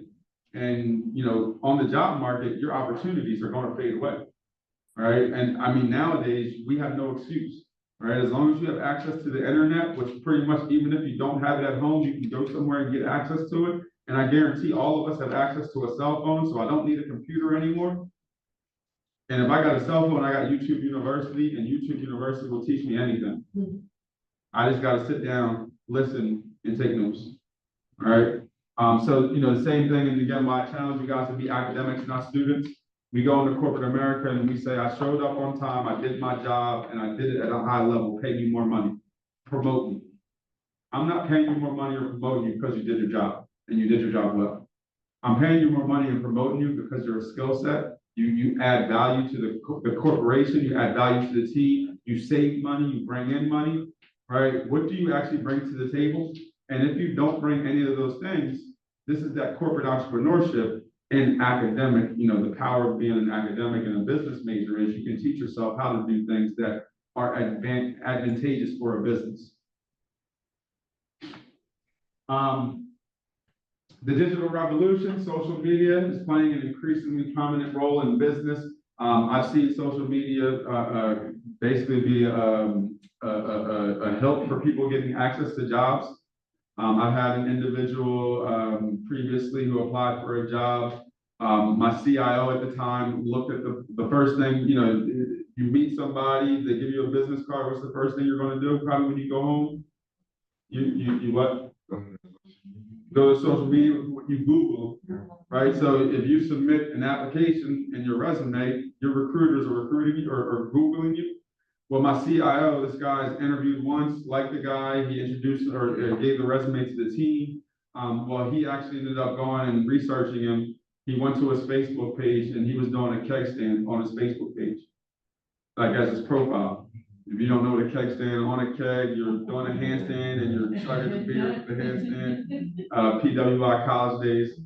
But he was like, I don't think I want to move forward in this hiring process. This person will probably be cool to hang out with, but I don't want to work with them just because of a profile picture, right? So, with this, I encourage you guys to go back two things. One, if that social media picture or if that LinkedIn profile was taken 10 years ago, it's time to get a new picture. You may not look like that person. I actually heard this, one of my students, like, oh, Professor Bowers, when did you take that picture? And I'm like, shit, I took that picture about 12 years ago. And she's like, oh, look good, oh, wow, you look like, you still look the same. And I was like, oh my God, thank you so much. But I do gotta take new pictures because my last, like, true actual professional Photoshop before I moved to Texas. All right. Yeah, for the new job I got, I work with the federal government now. That's the first thing they did. And he told me like, hey, we're gonna go back 10 years. So give you an opportunity to erase, clean, and do everything. So I had to go back 10 years because 10 years I was 28-year-old and I was a wild boy running everything. So I had to literally go back 10 years and start erasing stuff. You told me, I look at your social media. Look, Dell, they have this AI software for the recruiters that will actually do the search for you. Wow. So it searches all of your physical presence, and then it gives them questions and things to talk about with you during the interview. Oh, wow. Yeah. So again, when we talk about this digital and social media presence, you can use it to your advantage, right? A lot of us, I don't know if many of us in the minority community look 5 years. I don't know if we look a year in advance, let alone 5, let alone 10. All right. When it comes down to corporate America, if you want to be a director, a VP, an executive, and you need to know what information and skill set you need to have, it's available for you. Research current jobs for VPs and executives, and get an understanding of what skill set and experience you need, and then plan your next 10 years out to develop that skill set, plan that 10 years out to develop the education you may need, right? I highly recommend that every year you have a project that's outside of your job that you created, right? So, no one should know your job better than you. So you should know all of your responsibilities. And then that one line at the very end that says, and other responsibilities as assigned, I want to take control of that. I want to come to my job and identify problems and say, hey, can I lead this initiative and come up with a solution and train my team and support them through it? So every year find opportunities for that. It can be, studies will show that women aren't paid as much as men because women don't take an advantage to negotiate. And we can talk more about that too, and I'll save that for next week. Again, the challenge becomes most of us, we do our job, we do it at a high level, and we think we should get paid because I do my job and I do it at a high level. It's different when I say, this is my job and I do these things at a high level. I'm strong here. I could use more training here. And then here's the project I've taken on. These are the people I've led through the project. This is the information and the impact it's had on the company and the department. So I'm not asking you for more money because I do my job. I'm asking you for more money because of the value I brought by leading this project. Oh, you can't give it to me this year? No problem. I'm going to pursue and take another project next year, but I'm not telling them I'm going to go search for a new job. I'm going to actively look for a new job. My project, if I research the experience that I need for the position I want to be in, is going to be in alignment with the skill set and experience that those jobs I'm looking to apply for is asking. The best job opportunity you can interview for and be offered is the one that you're not expecting or looking for. So if I can go and apply for jobs and I don't need it, I want my job to pay me more money, I want my job to give me that title, but I'm qualified for these open market jobs. I want that open market job to give me that 30, 40, 50% raise, so I can now take it back to my job. And I'm not telling you I'm leaving because you're not paying me, but I want to give you an opportunity before I put my 2 weeks in. Can you match or beat this? Like preparation.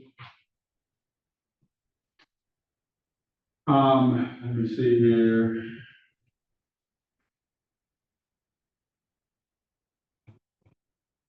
I'll come back to that one here. I'll come back to that slide, actually.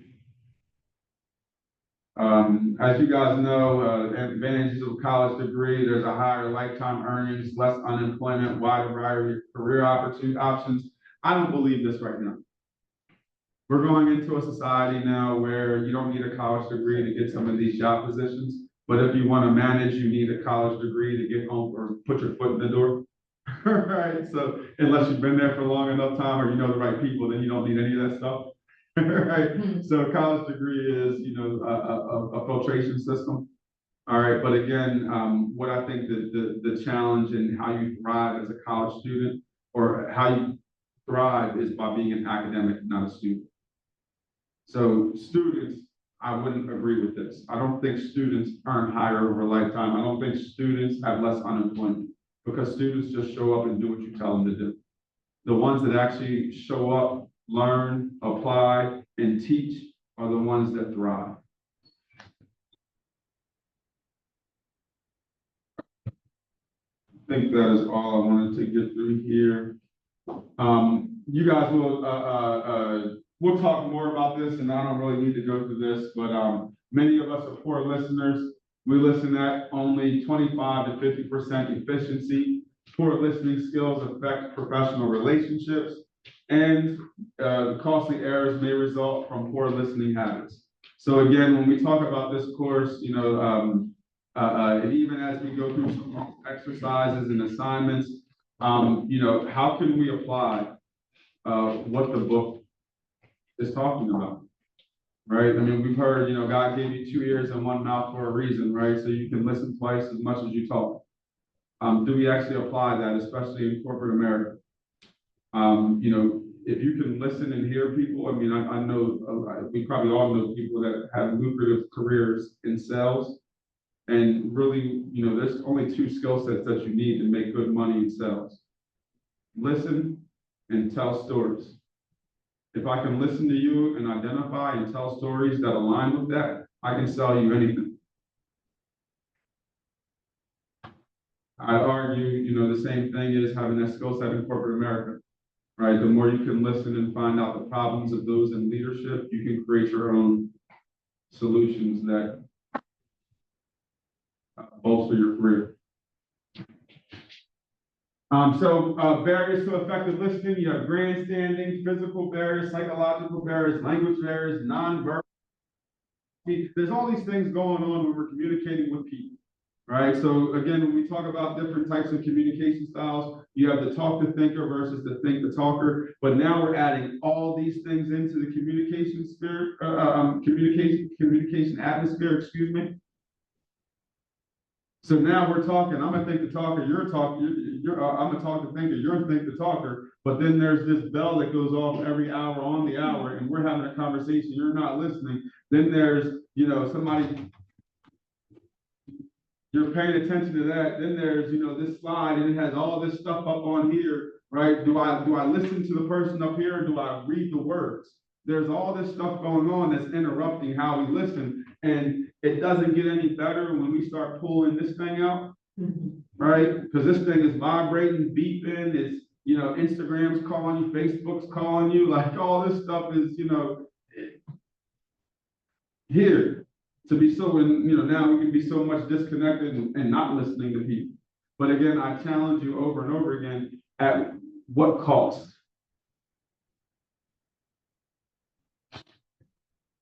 10 keys to building powerful listening skills. Number 1, stop talking. Number two, control your surroundings.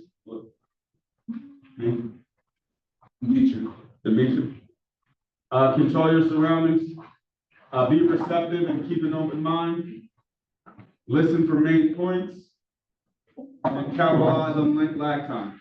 All right, so again, this is probably something that you'll see over again if you haven't already seen it. All right, but again, how do we apply these things? It's also what I love about academia and the collegiate environment is all the stuff that we review has been researched, studied, and it's proven fact. So either you can take it and read it and take it at surface level, or you can actually absorb it and apply it. I think I'm going to stop this one right there and just get into a couple slides and make sure there's nothing else for today's class. I don't think there's anything else I needed for that. But let me close out here.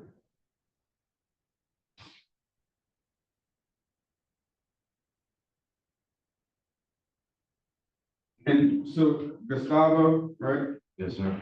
And then Crystal, Crystal Mason, yes. and then someone else walked in. Nefese. Nefese, I got you. Okay. Dimitri, just a quick heads up. I do have to mark you absent.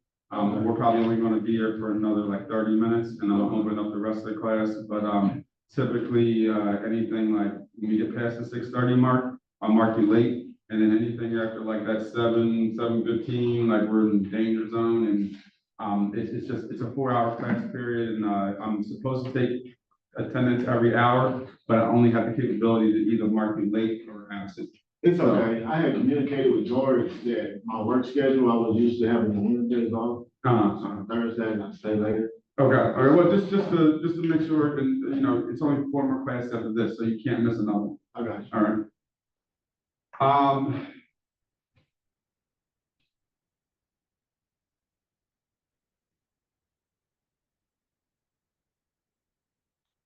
So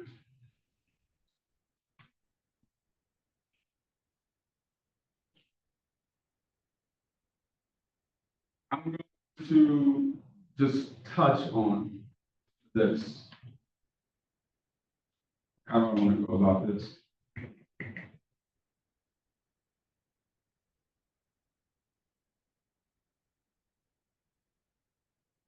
Who hasn't completed the assignments for week 1 yet? There's only one that I haven't done, which is the written one. Only one, okay. That's the only thing. Everything else is done. Including the Wait. quizzes? Not including the quiz, Oh, just the work, written work, yeah, okay. Quiz says you got till tomorrow, huh? Yeah, but then there should be an available, so I think it's like, the quizzes, like, should be available for like an extra 2 or 3 days. Just confirm that, and we can do it at the end of class. Okay, I'm gonna start it this way, but I kind of don't want to do this. All right, so when you think about the communication process, right, your sender has an idea, right? That sender encodes the message, right? So I want to say something, and I'm putting the thoughts together. Then once I put that thought together, now I figure out, do I want to email this? Do I want to communicate it? Do I want to make a phone call? Do I want to send this to a text message? The person receives it, they decode that message depending on the medium they received it on. And then they send some form of feedback or communication, right? Like that's the communication process in a nutshell. Some factors that shape understanding though could be the communication climate, context or setting, background and experience, knowledge and mood, or even visuals, belief, and culture. When we talk about factors that shape our understanding, right? How often, if ever, have you checked the principles and beliefs and values that you live by and prescribe by? How often, if ever? I'd argue, Jackie, when was your first memory? How old? 5. 5. Gustavo? Three. Three? Sorry. Victoria. Victoria? About five? Okay. Yeah. And I say it right? You did. Okay. 6, 7. 6, 7, Demetri? About 2 or 3. Chris? Three. Crystal? Crystal. Crystal, 3? Who 5? 3? Probably 2 to 3. Around 7? So what's interesting about this, right, is we all have this first memory that's usually between that 3, 4, 5, 6 mark, right? But we have 3 to 6 years of culture that's ingrained in us that we didn't choose. The people you're around, the words that they use, the experiences you have when you step outside your door, the places your family goes to or doesn't go to, right? Your environment's already shaped before you even have a chance to even think about what's right or wrong. All right. So as adults, we go into this corporate environment, especially in this world today, it's so diverse, and you got all these different people that have different values, beliefs, and understandings combining in this diverse environment that we all demanded. But now these people in this diverse environment have different values and beliefs, and they start to clash. It's the what's an appropriate touch versus what's not inappropriate. It's the what's appropriate communication versus what's not appropriate. Right? What's the appropriate slang to use versus what's not appropriate? What's the appropriate attire? Right? I'm from Philly. We got dress codes everywhere we go. That dress code's no fitted, no Air Force Ones, no baggy tees, no baggy jeans. What does that tell you? No black people. Then you come here in Austin, and I mean, you can go anywhere and whatever the hell you want. I mean, I've seen people at Eddie V's and flip flops and some ball shorts, and you know, it's okay, right? No problem, no issue, right? But these perceptions that we may have of these people, these individuals, all are shaped by our environment. And you know, I question how much have you challenged your own values, beliefs, and perceptions, right? Your first memory was between 3 and 6. Typically, we have 4 to 5 points that create our character. There's a memory at 3 to 5. There's a memory that's at like that 8 to 14.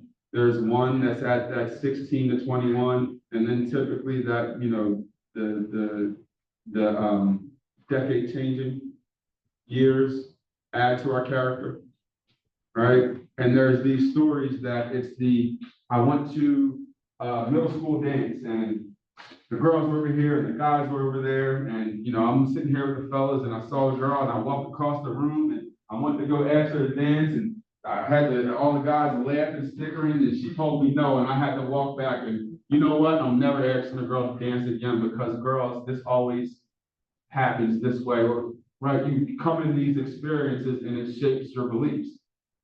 But have you ever challenged what it is or why it is that you believe what you believe? Simple one for me: don't open an umbrella inside a building. Don't walk under an umbrella, or don't walk under a ladder. Right? Don't step on a crack, right? You break your mouth, right? Right? All these things that live your life and your guidance, and the things that you do or the things that you don't do. What don't you do in corporate America because of your values and beliefs? Put it, you know, argument here, right? We can all laugh at, you know, there'll be a Caucasian kid. He's in the grocery store. He's screaming, yelling, and his mom is like, "What do you want?" You know, gives the screaming and yelling kid whatever they want. Now, if it's a black kid screaming and yelling, we're looking like,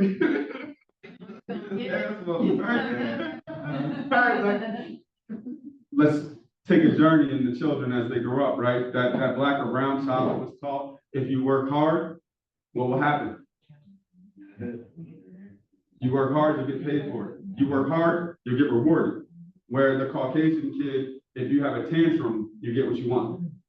So you go into corporate America. You pay me 60, I demand 80.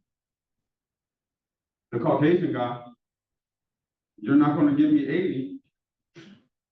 If you don't give me 80, you know what? I'm gonna go find me somewhere else that will, and I'm leaving you guys, forget it. And they go out and they leave and they find that damn job that pays 80.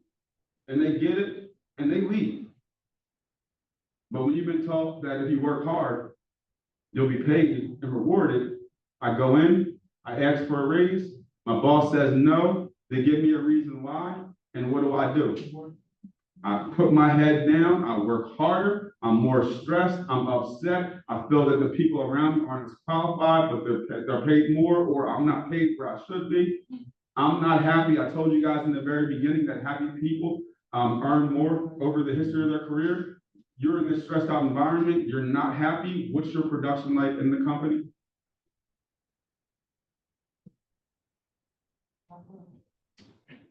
So like, you know, and it's all because of what we've been taught. If I work hard, I'll be rewarded. And now I'm working hard, I'm not being rewarded. But what do? So again, I say those examples to shape or challenge and reflect on what your true values and perceptions are. COVID and the murder of George Floyd, I think, brought a lot of uncomfortable things into the household. You know, I had a fraternity brother, his wife is a state trooper, 2 black boys and a black husband, right? And, you know, you coming into work and, you know, you're hearing this, you know, obviously on one side, back to blue, on the other side, like you understand that, you know, driving while black is a real thing, right? I mean, you know, we're in another election year. We know it was proven that Russians, like a Russian entity, manipulated the election.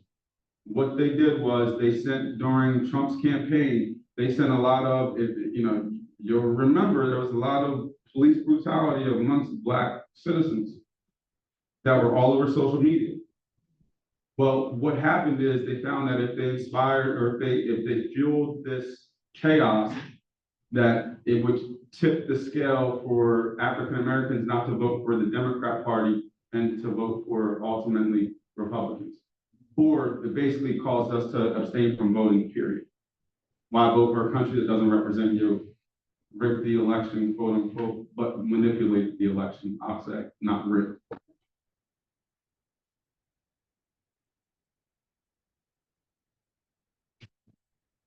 I'm trying to keep myself moving here.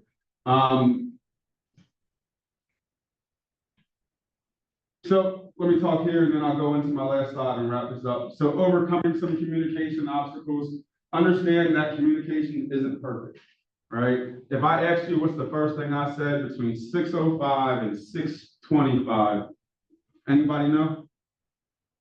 Could anybody take a shot at what I said? When I say communication is imperfect, most of the time the communication or the flaws you hear in your communication, you're the only one that remembers. All right. Keep on practicing. Communication is imperfect. If you're not good, for this class, when you present, I don't care about how you present. That's not what's important to you. What's important is that you're practicing communicating in front of an audience of your peers. The only way that you're going to be comfortable to be up here with all these eyes on you is practice. And realistically, the only way you're comfortable speaking in front of people is if you know your material. So if you know your material, you know the slides, you know the information, talking in front of people is no problem. The only way you present well is practice. The way you practice is, I give me a tripod, I have a cell phone, I record myself presenting, and I go back and I review myself. Or hey, pizza night, couple friends come over, I got a presentation, could you guys just listen while I give the presentation, give me your feedback? Or another one, write something, look in the mirror, and read. It's uncomfortable to read to yourself in the damn mirror. It's uncomfortable to record yourself with the video. But what you do is, in the mirror, I get a live perception of my emotions and my feelings, and I get to hear myself when I make mistakes. And even I also get to feel how I feel when I make those mistakes, that I can control my body language and make myself more comfortable. Or when I watch myself with the recording, I know the words that I may need to slow down with, or to enunciate better, and so forth. I'm a talk to thinker.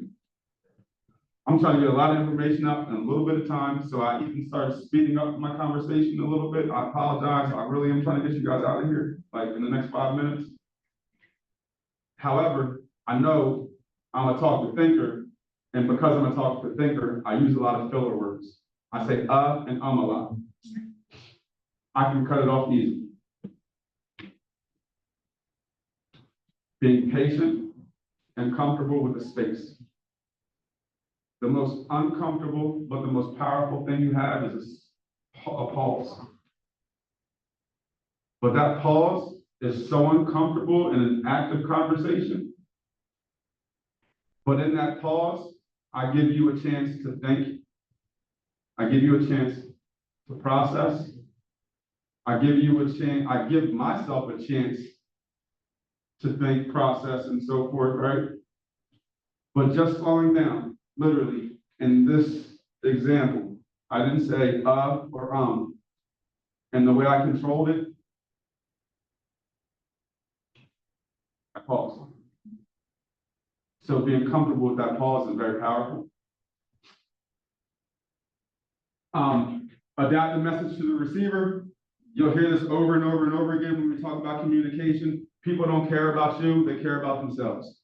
So when you communicate with people, they're always thinking with them, what's in it for me? You can improve your language and listening skills. Learn a new word every day. It's pretty easy nowadays. I mean, you can probably have an app that does it for you.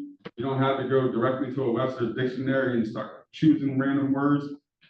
I still play words with friends, so I look at the daily word. What do you suggest, like Audible? Like I listen to my books with Audible.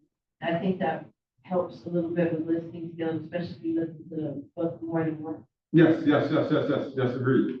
And also what I like about that is, you can have a mentor without knowing a person. So I can identify a mentor for somebody that has a strong YouTube or audiobook presence. And then I can model that person as a mentor by listening to their books and assessing their perspective.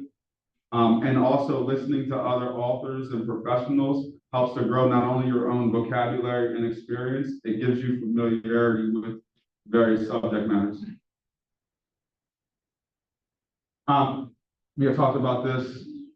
Your values, beliefs, and culture was formed before your first memory. So if that's the case, I need you to go check your preconceived notions. A lot of us, especially Black men, we got a lot of trauma that we never went back and assessed, analyzed, realized, and that trauma shows up in your life in a lot of places, a lot of different places. Right, how you respond to people. It's when somebody comes up to me and they approach me in this way with body language, then I go in this route. But the problem is, you go into a majority Caucasian space, or they're Black or brown face. The moment I raise my voice, I'm an angry Black man, or you're or aggressive. You're aggressive, right? I go in cussing up a storm and I'm unprofessional, but then I see these white guys over here and they don't have not much professionalism on them either. But it's not judged against them or held against them. So right, wrong, and different, it's a reality, and we need to be aware of it, and we need to be able to capitalize off of it. And then encourage feedback. So another thing that you can do to improve not only your listening, but your communication skills, ask your peers, hey, when I communicated this, did it come off this way? Did you understand what I said? Or, was I frustrated? Did my frustration take? Ask people for feedback. The only way you're going to develop and improve yourself is to get feedback from others that actually see you in different lights. There's a really good situation, or I'm gonna call it a case study, but there's a woman that went to Wharton School of Business. She was applying to be a director of, I'm gonna say director of sales. Whatever, she was qualified, she had the experience, she had a couple wins under a team and so forth. So she goes to apply for this job. And You know, all of her peers thought she was a shoo-in, you know, but she doesn't get the job. They hired somebody from an outside source, outside company.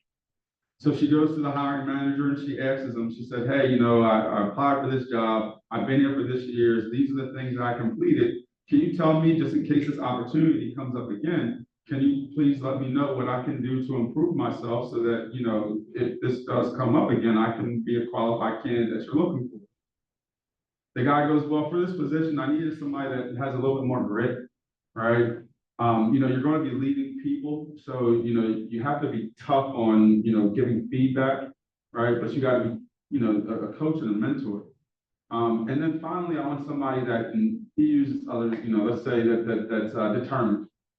So the next day she goes into work and her peers were already coming to her, asking her for feedback. And she would go, well, you know, I'm a little tough when I get feedback, all right? But it's just because I got this determination and like, you know, I need to make sure. And, you know, she started to use the words that he used for the candidate he was looking for.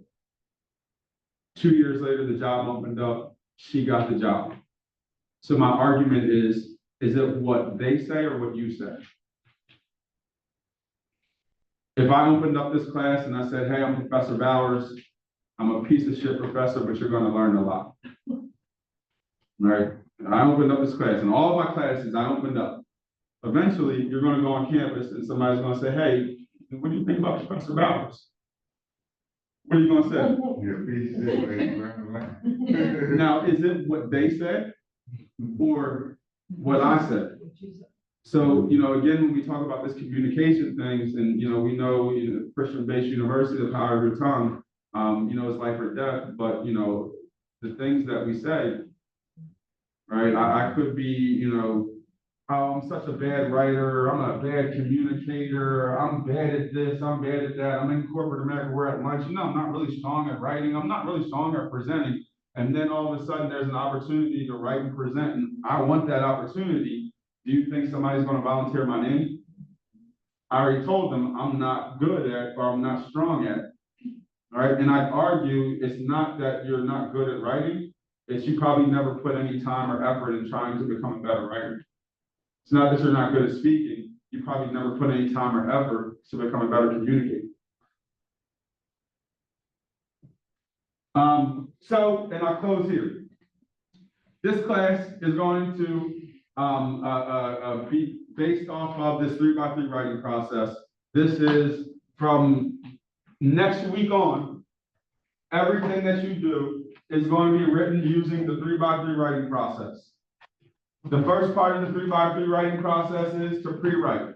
You analyze your audience, you analyze the purpose of your message, you anticipate your audience and its reactions to the message, and then you adapt the message to the audience. The second step is to draft. In your drafting, there's 3 components to drafting. The first thing is you research, you get your background information, you collect any additional info. The second step, you organize, you create a topic-based outline. And the third step, you draft your first version of your written document. And then finally, the last step of the 3x3 writing process, what do you think that would be? Revision. Revising. You'll spend your last step is to edit for clarity, proofread, evaluate whether the message will accomplish the goals that you set before you. Again, on a closing note, closing question, when you guys go about writing, what's your writing process? Authentically. If you got to write a paper or an email or a letter, how do you go about it? What do you do? I start off with a thesis, 3 body paragraphs, and You start off with a thesis, 3 body paragraphs, and a conclusion. Everybody agree with that for the most part? Right? You got your intro, your body, your conclusion. Anybody? What's the first thing that we start on? What I'm writing about. Content or what you're writing about? Anybody else? I start on introduction. Right? I mean, you know, when I get a paper, I gotta write the introduction. Like the first sentence, I gotta introduce what I'm talking about. And then I go into my body, and in my body, I go into my conclusion. Anybody do anything different? What's the problem with that? I write introduction, body, conclusion. You're too structured, there's not room for. If the first thing you write is the introduction, what are you writing the introduction about? Who are you writing the introduction to? But we've never looked at the audience, we've never looked at the information, we just know that I gotta write this introduction. For the most part, most sense. I got an assignment in academia, I gotta write this one-page paper, let me go ahead, pull up Word and start writing. Research. Research. But most of us don't research first, though. We just start, I mean, I'm gonna speak for myself, I just get on there and start writing. Right, like my biggest problem is the white page. I will look at that screen and stare. That now I realize I just gotta type whatever's in my head and go back and edit, and that's the way that I get this stuff out and start to phrase it. But I also learned I'm a procrastinator, so I can type it out and then I gotta actually make myself come back and read it and revise it. And sometimes I can get so in the weeds that I got a little too far, I'm frustrated, I gotta leave this thing alone. But we get taught to write introduction, body, conclusion. The problem is, when you write the introduction, you never research who you're writing to, you never research the audience. So I wrote this introduction that is based off of my thought. And then that thought goes into my body, and I continue the thought. And then that body tells me 3 points, and I continue into a conclusion. Well, the problem is, people are always thinking with them, what's in it for me? When I go and read, I hear the introduction, and it's a continuous thought going into the body, and the body goes into the conclusion. And I just heard one continuous thought from top to bottom, and I don't even know why this is important for me. The person that wrote it, us in this example, never thought about me. So what I love about this 3x3 writing process is the first thing that you do, and again, be honest.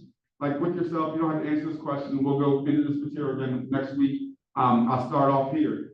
I don't ever think about who I'm writing to. I just think about getting the damn message out. I send an email. I'm not like, oh, this is going to Dr. Thompson. Oh, Dr. Thompson prefers messages this way. Oh, and then let me research before I type this email. No, I'm firing this thing off to get it out so I can do my next thing. But the problem is people are always thinking with them, and I never thought about the person I'm communicating to. So what I love about this is the first step I take is I analyze the audience. So in your textbook, I believe on page 30 and or 39 and 40. The next page.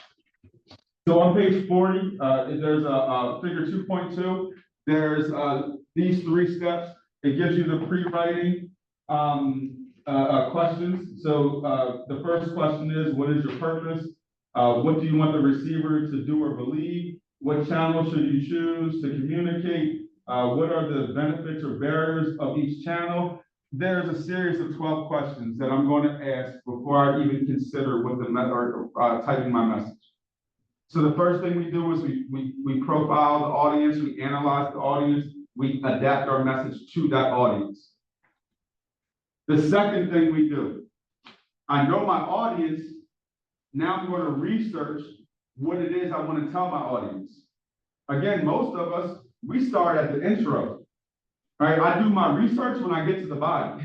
I type my intro paragraph and then I research when I get to the body. If I need to.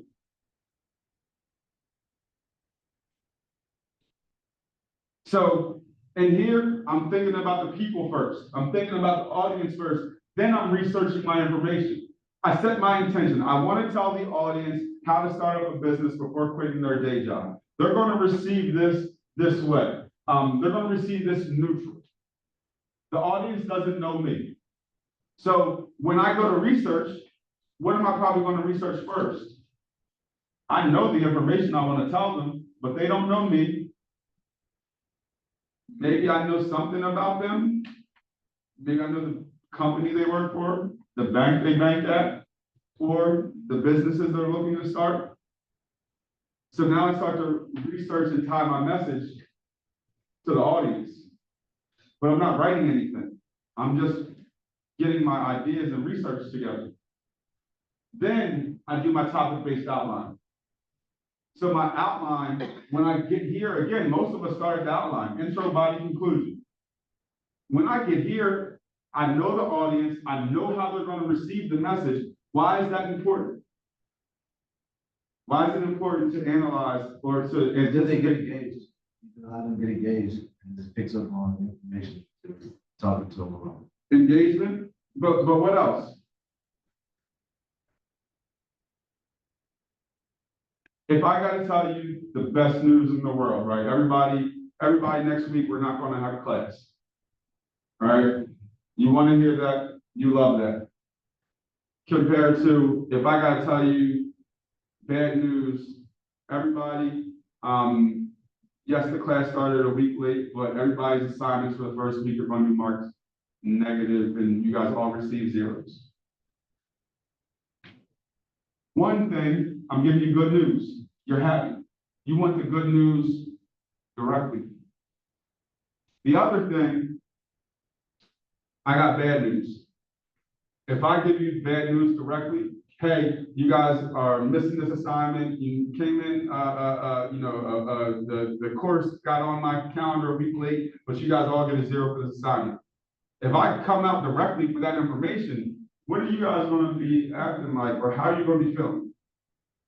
Probably a little bit frustrated, questions, you got all this stuff going on. So in that environment, because I'm giving some bad news, I probably wanna be indirect versus direct. I probably wanna start out with an explanation first. Compared to good news, I can just give you good news because you're always thinking, what's in it for me? So if I give you bad news direct and you're thinking what's in it for me and it's bad news, you're questioning me, you're frustrated, you're stressed. If I can position my message indirectly and I start out with a buffer, I give you gratitude, I give you an explanation, and then I drop that bad news in there and keep on moving, you don't even think I gave you bad news when I just did. So analyzing the audience understands if I'm direct or if I'm indirect. Understanding, analyzing the audience says, do I need to give them explanation about me and who I am and what I stand for, or are they already familiar with it? Understanding the audience says, are they subject matter experts or are these elementary students that I need to give it up, like it gives me a reference of how I approach this so that when I research to meet my audience where they are. And then my outline is based off of my research, which is in alignment with my audience. And then if I create an outline that's based off of the research that's aligned with the audience, what do you think changes when I go to my draft?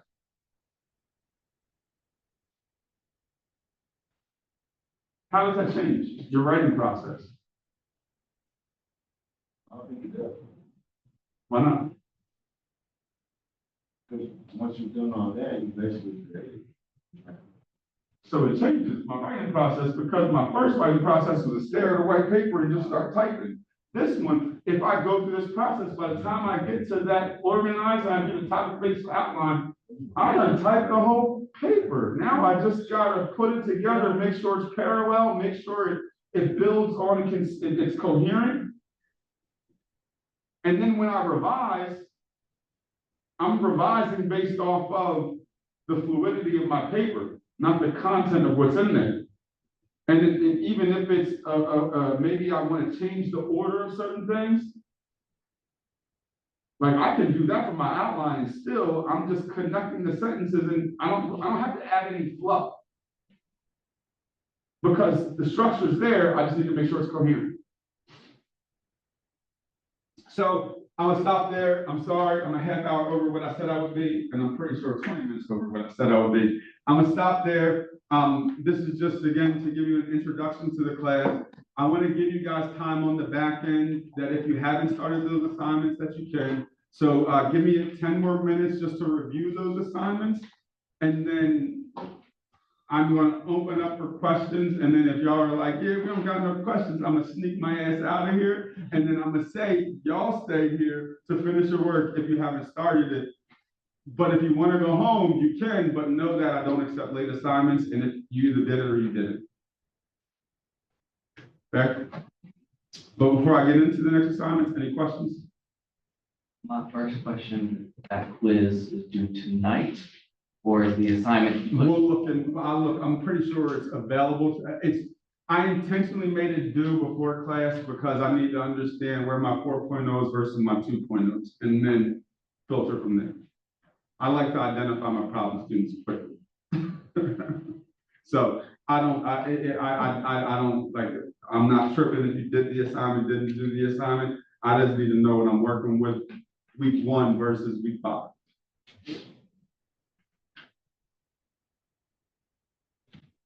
Again, I will be recording these classes.